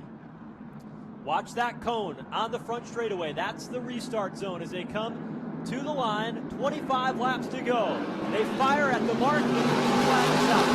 McKennedy not as efficient as others have been in the outside lane. Here is Bonsignor. Stays with him to the inside lane, but it's McKennedy to charge off the back straightaway. Burt Myers on the move. In 3rd, going after the back bumper of Bonsignor. As they blast their way out of turn number 4, we have a sideways Bobby Santos and Rob Summers. Santos has moved into the top 6. You're going to be around in the late stages of this one, and Bobby Santos now inside the 6th position. Looks in the rearview mirror, and Ronnie Williams is coming back to life. Meanwhile, Salamito has gone around again in the back straightaway as his car is pointed in the wrong direction in the grass. Just at the entrance of turn number 3, grabs the gear, gets that car rolling once again, but it's been a tough couple of laps here for Salamito. As he now rejoins at the tail end of the field. Bobby Santos in the top 6. Kind of, that does not surprise us. One thing that does, Ronnie Williams has moved back into the upper echelon of the field in car number 21. So there have been many, many plot twists in this one. I remember the races at Loudon that Bobby Santos won. You watched the Rabbits go out there, and Doug Covey and Salamito and Pennick, they wanted to lead all the laps. And in the case, Santos said, you know what, I'm just going to hang back and I'm going to save my equipment. And at the very end, Santos just put it to the wood and just drove right by all of them like they were standing still. Santos was on and off pit road earlier. We mentioned it somewhere around lap number 77. They quietly made 2 pit stops. They got both of their stops out of the way, made their adjustments, went to the back of the field, and just so happens that Bobby Santos finds himself in the 6th position with equipment that's been cared for and babied. What did Pete say? Pampered throughout the race. Pampered. And now he's in position to be a factor here at the end. And Doug Covey comes back on the pit row. So I think Doug Covey is in the same position, or is going to be after the Icebreaker, as he was last season in the point standings, not having the start that he had anticipated. Made a tire change and could not make his way through the field. Timmy Salamito made a tire change and could not make his way through the field. So that is a theme for 2 of our front runners as far as the Whelen Tour is concerned. Calvin Carroll will be getting the free pass.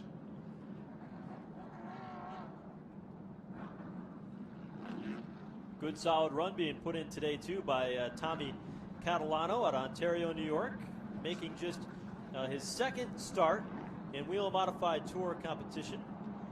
top rookie in the field so far. So you look in the top 10, you have guys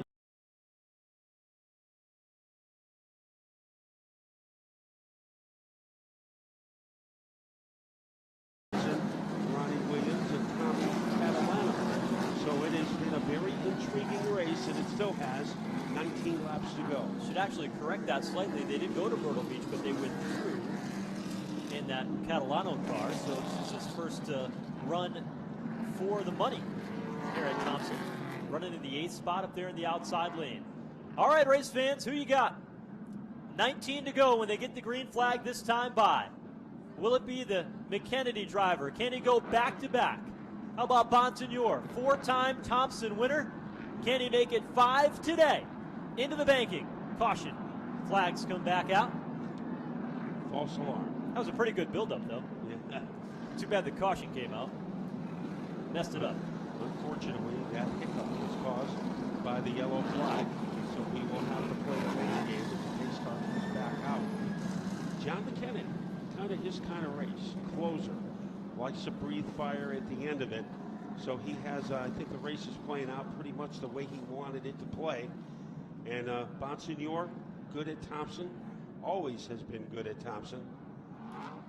I don't think you want to spot John McKennedy 2 races at the start of the season. I can tell you that. If you're the rest of the field, that spells all kinds of trouble, I think, as the season goes on. You get McKennedy some momentum, Tommy Baldwin in that team. I think they're going to be a handful as the season goes on. And Burt Myers still in striking distance in 3rd. Matt Swanson, he is another one of those guys. Usually when young guys hit the tour, they have a lot of energy and begin the races and wear out their stuff. Matt Swanson has never been like that. Right from the beginning, he's been one of those efficient guys, always better than long distance races. So this is his kind of race right here, and I would say that he probably has a lot of race car left. He's running a part-time schedule this year. They're running the operation out of their family garage. He and his dad and his brothers are working on this race car, a complete family operation, different than what they've done in the past when they aligned themselves with a chassis builder to be able to run all these races. They changed direction in the part-time schedule, and so far in the first race for them, running 4th in the outside for Matt Swanson. Let's try this again. We'll have 17 to go outside as McKennedy gets after it. And Matt Swanson joining the front. He is in 3rd, going after Bonsignor in a tense battle for 2nd. Wheel to wheel down the back straightaway. Swanson scuffs the outside wall as sparks fly midway down the back straightaway. Bonsignor up to 2nd. Swanson right with him, and now back in the 4th spot, coming along with the bottom center. To the back of the Bonsignor car is Matt Oh, Swanson. trouble down in turn 1. Multiple cars involved. Jimmy Blewett is up on his side, rolls on his roof. Among them is the 57 of Andy Seiss. Woody Pitcat is in it. Eric Goodale, Gary McDonald, Joey DeGracia, and it looks like Manny Diaz also involved. Red flag is out. Jimmy Blewett, a lazy flip over in turn 2 is upside down. So our emergency personnel are quickly in the middle of turns 1 and 2 as the car upside down. Jimmy Blewett. Started deeper in the pack. Eric Goodale was actually one of the first cars to go in, and then it was Jimmy Blewett who got in the mix after the fact. It was one of the last cars involved in the incident, and that car just high-sided, rode the driver's side, wheels up against the concrete, and then when it stopped, it lost all its momentum and laid down on its roof.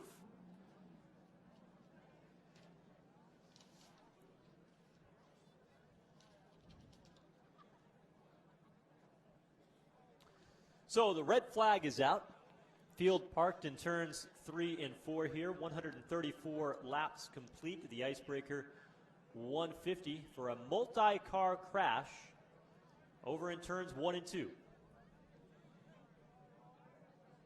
Second red flag of the race. And our crew doing what they are trained to do in the contact area. And when they got under the green flag under that last start, Matt, I was watching the inside lane, and Burt Myers, that car didn't launch the way he had hoped it would. He lost a couple of spots in the process. He fell back to 5th. Bobby Santos was able to take advantage of that. Went from 6th to 4th on the start to move in. Now inside the top 5. Maybe the most aggressive on that start was Swanson, as he went and he challenged Bonsignor for second and almost was able to take the spot away from him.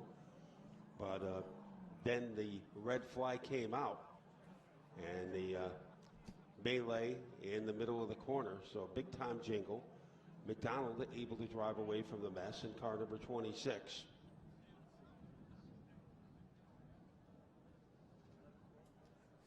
So work continues up in turns 1 and 2.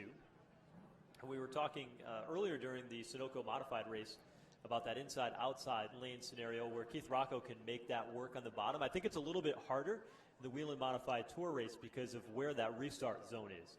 Where it starts in the middle of the turn, you've got the advantage to get that momentum up and running when you come through the turn where we start for the weekly modifieds. But that outside is certainly where you want to be here in the Tour-type cars as work continues down in turns 1 and 2. Been a very eventful day.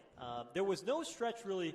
There was probably a 30-lap stretch in the middle where everybody kind of settled in and bided their time, just kind of running towards the middle. But once they got some fresh tires, Matt, we saw a lot of side-by-side action. We've seen multiple leaders here today. John McKennedy out in front. We saw Doug Kobe lead some here today, Timmy Salamito, and Chase Dowling as well. And so there's been a lot of players at the front of the field today that have tried their hand at capturing victory here in the Icebreaker. And as it stands right now, John McKennedy is the latest to lead the modified brigade with still 16 laps to go. We'll probably have about 12 laps to go once they lift the red flag. There was a 20-lap stretch, I would say, from about lap 82 to lap 102, where it was unbelievable action. Yeah, it was pretty wild. Where, lead changes and position changes, and that was probably 20 of the most intense laps of modified racing that we have seen in a while. As Goodale's car is taken off the high banking. Got that car hammock style, pulled off the racetrack here. They'll raise it up in the air a bit more as it comes down in through the infield. And looks like Blewett's car is back on its 4 tires. They flipped Jimmy Blewett's car back on the 4 tires over there in turn 2. Cleanup continues, the speedy drive being laid down at that part of the racetrack. And we'll update you as soon as we get the word from NASCAR officials and all the drivers involved. But we'll wait for that as work continues. The Manny Diaz car still paused up in turn 2.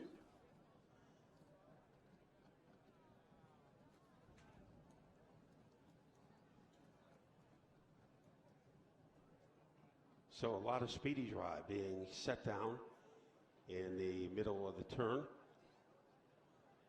So you can see that, a big sandbox being put down in the middle of the turn as the 76 back on its 4 tires after being on its roof for about 5 minutes. Well, Pete Falcone is down in the infield. Pete, that Eric Goodale car has got a lot of damage as they bring it in hammock style right in front of you. Pete, how bad is it and how hard of a hit did that 58 take? Well, you can see, obviously, when they got to bring it in on 2 records, it's quite beat up. But in this particular case, the right front with a bunch of concrete embedded right into the car here on the right side, and the nose all punched in. So the damage mostly to the front, but enough to the back that it had to come in race in the back as well. Thank you, Pete. They've got the Jimmy Blewett car on the record. They start to move that down the banking here. A few more cars to clear out of the racetrack. I believe the last car still remaining there might be the 57 of Andy Seiss, if I remember correctly. Some of the safety vehicles, it's hard to see from here. Let's go back trackside to Pete.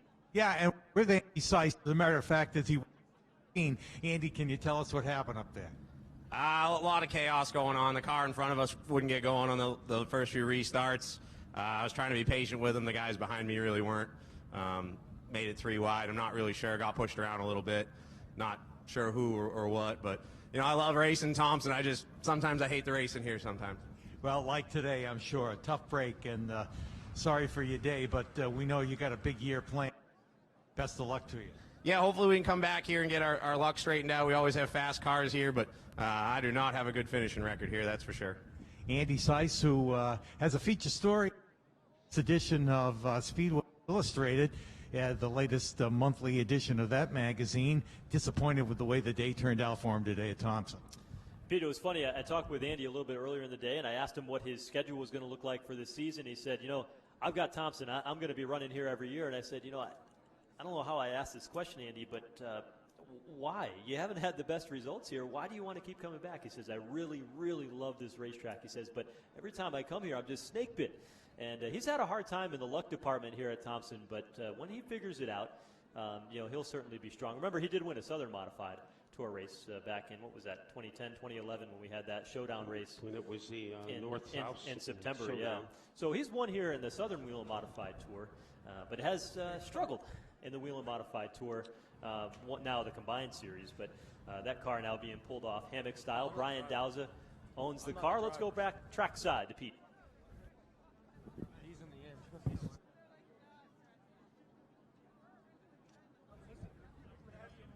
Down here with an assessment of the damage on Jimmy Blewett's number 76, the crew looking it over. Heavy-duty damage to the front of the car, and pretty much cosmetic here in the back, but a tough break for a guy that led this race a little earlier. He's still being assessed by the medical crew, as we checked with his crew that told us that he's doing okay, just getting checked out in the ambulance, but a lot of work to do to get this race car repaired. Good news indeed. Hopefully we'll be able to catch up with Jimmy before we get back under the green flag. Had a really, really good run going here today. Drove all the way up to the front, led around lap 100, and Jimmy Blewett looked as though he was going to be a guy that was going to be around for the final 50 laps of the race today, but a dramatic crash in turns 1 and 2, with Jimmy Blewett ending up on his lid nearing the finish, and so he will not make it to the end of this 150 here. Just about finished with cleanup over there in turns 1 and 2, but a speedy drive being laid down up there in the outside lane. We'll go ahead and take the time to get that swept off the speedway, get the lineup all checked, and then see what we're going to have left. I look back at these drivers sitting up here, looking down that front straightaway, thinking about what they need to do here in the final few stages of this race to get the win. McKennedy trying to go back-to-back. Bonsignor went winless in 2017, and he's hoping that he can snap that here in 2018. Back down to Pete Falcone. All right, yes, and Jimmy Blewett making his way back over to assess the race car. First of all, you okay? Yeah, I'm okay. It's just unfortunate. We had a really fast start. Number 76 here today. My guys did an excellent job on the pre-race adjustments and did all the right, made all the right moves in the pits all day long. It's just, I don't really know what to say. It's kind of heartbreaking for me. My grandfather, this is his race car. Him and Eddie Partridge helped me get it here.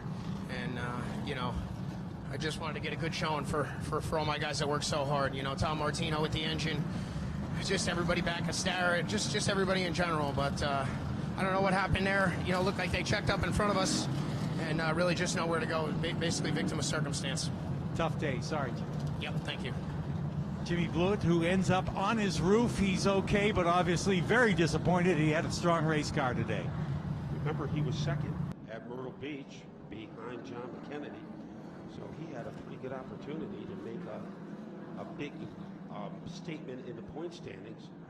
Unfortunately, that setback on lap number 134. Ryan Preece is moving back up into the top 10 in 10th. So the top 10 right now: John McKennedy, Bonsignor second, Swanson third, Bobby Santos fourth, Ronnie Williams fifth, Burt Myers sixth, Ron Silk seventh, Robbie Summers is eighth, Craig Lutz ninth, Ryan Preece 10th, and one spot out of the top 10 is Tommy Catalano, who is 11th. Jimmy Blewett is going to be driving a lot of different race cars this season. He already drove the Eddie Partridge number 6 and will fill in for Ryan Preece when he's running the Xfinity Series. He's going to be running this family car. He mentioned his grandfather's car as many times as he can. And then Burt Myers told us earlier today that he's going to be filling in for Burt Myers in the 1 car at times. So Jimmy Blewett's going to piece together a very busy schedule this year. Very reminiscent of the season where, where Doug Kobe raced for 3 or 4 different owners and finished second in the point standings. That's right. So he's off to a good start. Won't get the finish today, but they knew he was here in Connecticut at Thompson. Boy, he wanted this one bad today, but his time is coming. You can see it. He will conquer this racetrack before too long. Here we go. 136 showing up on the scoreboard. Bob Slade will give the field the 1-to-go signal as they come to the line this time by. So we thought it would be about 12 laps to go when they get the green flag, and that's exactly what it'll be. It'll be McKennedy up in the high lane, Bonsignor down low. Making up row number 1, we've got Swanson in the 89 and Santos in the 44 in row 2. Joe, we started the Icebreaker weekend on Friday with snow. We are going to end it with sunshine.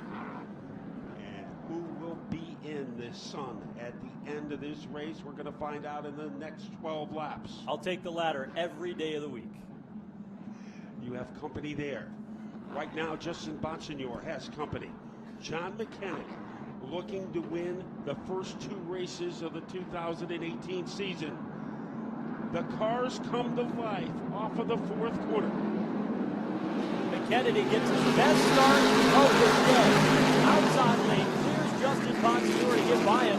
And now here comes Bobby Santos to the high lane, but Bonsignor wants none of that. He holds on to 2nd, and now Santos back to 3rd. And there is Swanson in 4th, holding off Ronnie Williams. Silk getting underneath Myers. Can he do it though? Because Bonsignor is closing 1 car length ahead. Now here's Williams, goes to the inside of Matt Swanson, trying to crack the top 4. Swanson stays to the outside though as they enter turn 3. Craig Lutz making a move underneath Myers.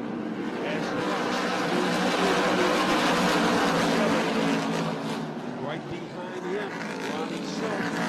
And here comes Bonsignor. He has reduced the deficit between he and McKennedy. Forearm shiver to the back bumper. Bonsignor is there. Williams in. He's up to 3rd. Thompson will come across the line. Tom Thompson goes the Icebreaker. John McKennedy ahead of Justin Bonsignor. Bonsignor goes to the bottom. Here he comes.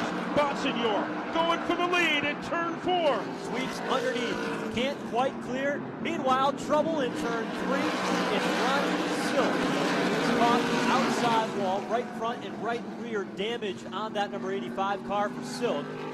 Caution flag comes back out once again. 142 laps in. The 150 here on the Icebreaker 150. And another car that was strong early will not make it to the finish in the form of Ronnie Silk. The yellow might have been a break for McKennedy there because it looked like Bonsignor was on the verge of moving into the penthouse. One of the first times Bonsignor won at this racetrack, he took the lead with 7 laps to go, and I thought he was going to have a repeat move again as they were going wheel to wheel with 7 to go. He and McKennedy. And all of a sudden, Ronnie Williams is in the mix. And, you know, Williams, he doesn't have a lot of experience running long races. He's a good driver, but most of his races have been 40 laps or 30 laps. And you're getting down to that point in the race where McKennedy, for Williams, like, this is his wheelhouse. This is what he knows. This is what he's good at. And he is in position to take advantage of it. And the guy who has been in 3rd has had a little difficulty. Usually it's a guy in 4th who's been able to be on the outside and follow the leader. So it might not be easy for Ronnie Williams, but you said he has made a lot of the wins that he have had in his career have been on moves late in the race. Yeah. There was an extra distance race at the Speed Bowl, one of his biggest wins, when he was able to get by Ted Christopher on the final turn of the final lap to get the win. So Ronnie Williams has had some late race heroics before. Let's be honest. How many drivers can say, I passed Ted Christopher on the last lap to win a major race? It's Not many. Not many. It's a very short race. Right? Ronnie Williams is one of few. And he rides 3rd. The pole sitter today has had a great weekend. You know, he said earlier that, yeah, we won practice, but all that tells us that we're not struggling at the racetrack. We may not be the fastest because we won practice. That doesn't necessarily mean anything to us. but we know that we didn't come here and struggle, but it seemed like it was a little stronger than that. He won the pole, has driven up towards the front again. Remember, he got booted early in the race, went up in the marbles, went all the way back to the 14th, 15th spot, and has raced a smart race to get back to where he is now in third. So this will be lap 145 when they conclude it. So when they get ready to go back to green, we will have lap scoop to the loot. Well, Bonsignore's got to step it up here on this restart because Kennedy had his best restart ever. He let McKennedy get away with one on that last one, and I don't think you can do that again. McKennedy is too crafty. He's too good. He's not going to let that happen again. Bonsignore has got to be aggressive. Can't leave anything on the table. So it is hold your breath time as we get ready to prepare for a fantastic finish. Bonsignore, McKennedy, Williams, Santos, Swanson. Also, but McKennedy's got a problem. McKennedy is off the pace. He's nearly stopped in turn 3. Let's see if we can get the story down on pit lane here in a moment, but McKennedy's car just quit. They went into turn 3. The pace car peeled off the banking, and McKennedy's car just stopped in turn 3. Unbelievable. That car is turned into a statue. And he needs assistance from our push truck to try to get it back to life. Yeah, I mean, there's a couple of things that could be at play. Jen Reddy, our scorer here at Thompson, just leaned over and said, did he run out of gas? I don't know. He could have. It's a possibility.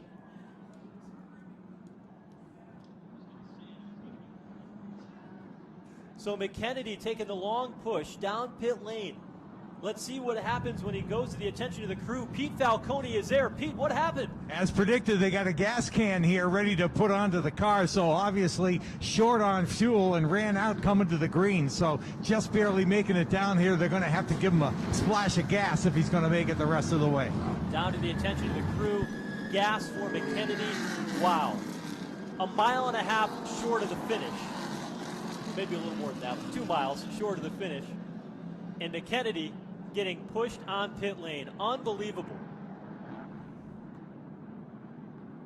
Well, that changes So when things. they hit the line, it will be, in reality, a green-white checker situation.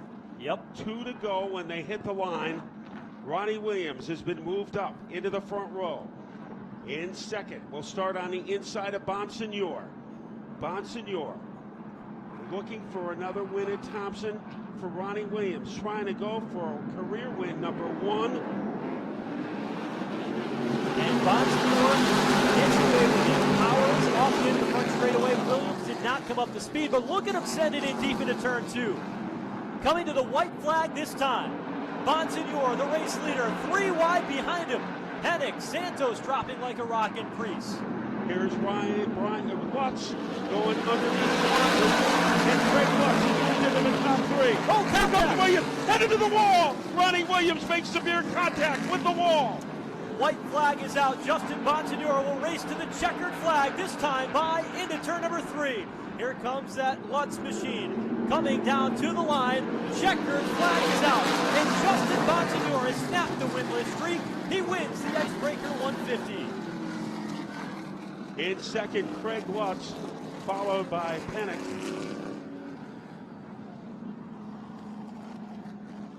As Williams making contact with Bonsignore, wound up into the wall.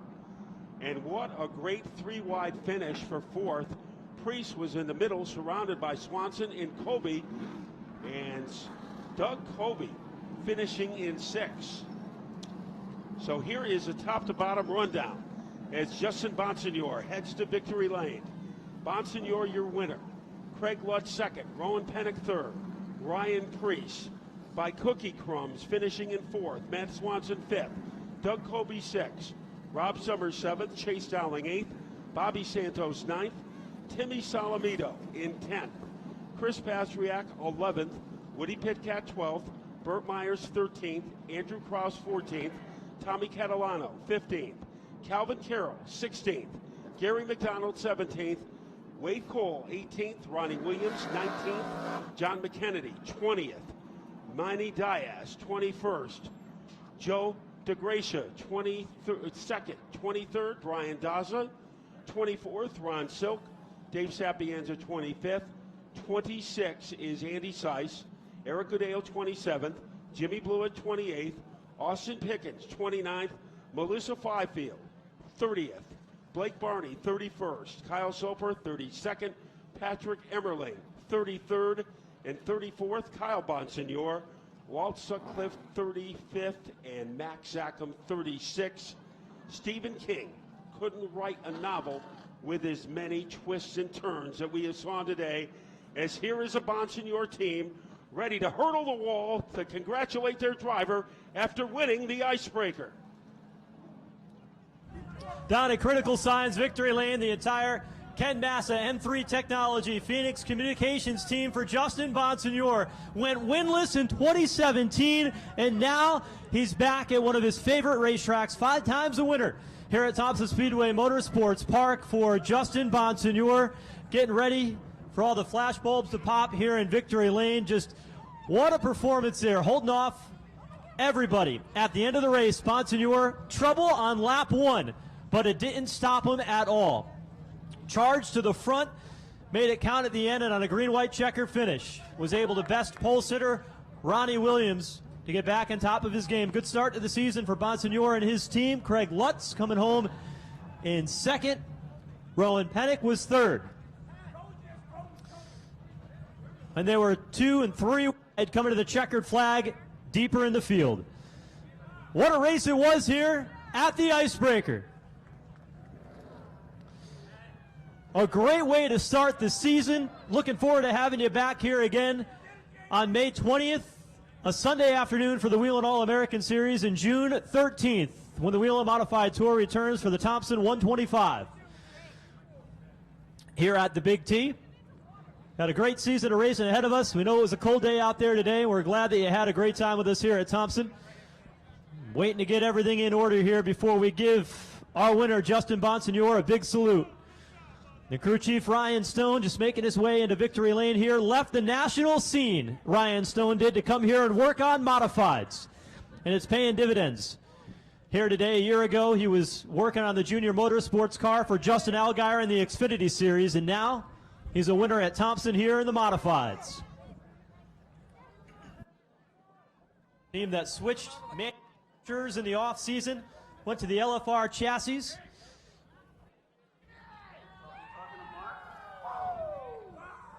And it paid off.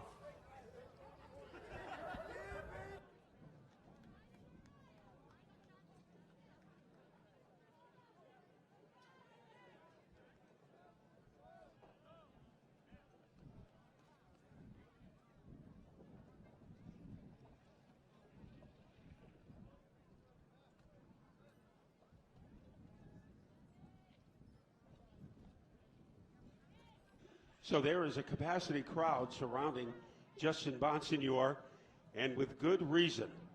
Winning the Icebreaker today, and you talk about drama, we had a ton of it, that's for sure. Ronnie Williams making severe contact with the turn 1 wall on the final lap. The race stayed under green, and Bonsignor was able to hold off fellow Long Islander Craig Lutz to get the win. And Doug Colby finished 6th, so the defending champion isn't as in bad a shape as we thought as we go back to Joe. Getting ready. Justin Bonsignor here, out of the race car here. Everything is in place. Race fans, give him a big round of applause. Justin Bonsignor, the winner of the Icebreaker 150 here at Thompson Speedway Motorsports Park.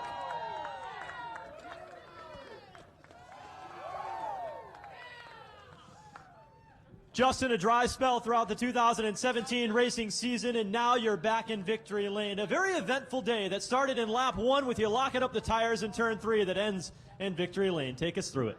First of all, I need to apologize to everybody. Just got in there a little hot with cold brakes, and hope nobody got wrecked in that. But great car. A little too tight all day to probably outrun the 15 or the 7. But those guys put themselves in bad positions with jumping starts, and I don't know what happened to the 7, but after the 2017 season, I'll take some good luck. Had a great race car. Can't thank Robbie Fuller, LFR, Ryan Stone for coming on board. Everything he's done, Ken Massa, Phoenix Communications, just a total reboot. And in 2 races, we've got a top 5 and a win. So unbelievable. Got a little tore up at the end, but I know that Ronnie was going for the win, and he had to do what he had to do. And luckily we were able to save the car. To start the season so strong, you mentioned the top 5. Obviously, the win here today, I mean, that's got to give you guys a huge bounce in your step, and it's such a turnaround for where you were just 1 year ago. Yeah, without a doubt. We went through the end of 16 and won half the races the end of season, and 2017 humbled me for sure. You come to the racetrack and you think you can win every week and you're just struggling to finish in the top 10. It'll humble a person really quick. So makes me appreciate everything that we've gone through over this winter, everything Ken Massa and his family has reinvested in this team. It was a big investment that we did. And Robbie Fuller for cold water on a cold day. Thanks a lot, pal. And Robbie Fuller for not hanging up the phone. He hounded us till we said yes. Took Ryan Stone 2 phone calls to accept the offer. This is just, it's unbelievable. Myrtle Beach, I felt we had the best car and didn't win, and today we had a top 3 car and we were able to get the win. So great start to the season. I can't thank all my guys enough. Their pit stop was unbelievable.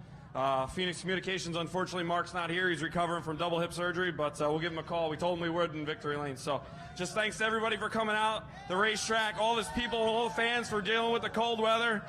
We'll see everybody at Stafford. It's going to be a great year. All right, Justin Bonsignore putting the field on notice with a win here on the Icebreaker 150 as he has captured one of the most prestigious races in the Whelen Modified Tour schedule. We'll go down and see if we can catch up with our 2nd and 3rd place finishers here today. They're parked here along the front straightaway, and the man that came home in 2nd, Craig Lutz.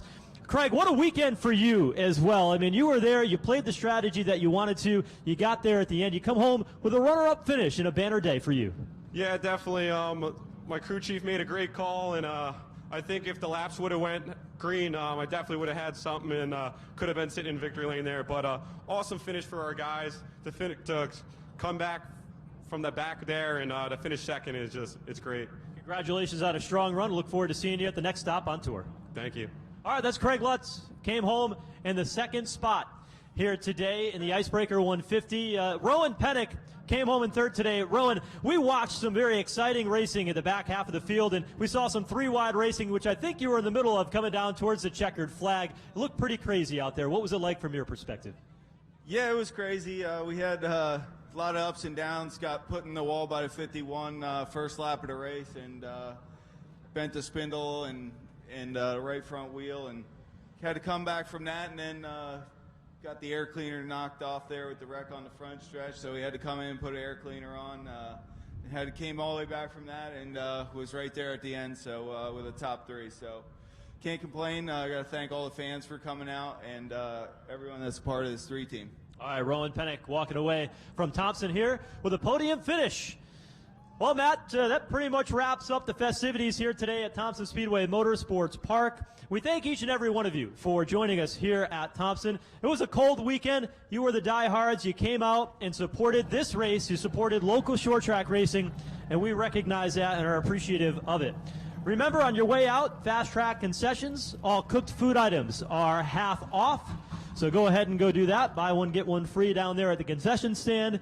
We thank you for coming. We look forward to seeing you again when we're back in action on May 20th for the Whelen All-American Series, a Sunday afternoon, and on June 13th, a Wednesday night for the Thompson 125, when the NASCAR Whelen Modified Tour returns, and everybody has Justin Bonsignore on the mind and challenging him here at Thompson Speedway. On behalf of the entire staff of the Thompson Speedway Motorsports Park, thanks for coming. We'll see you next time.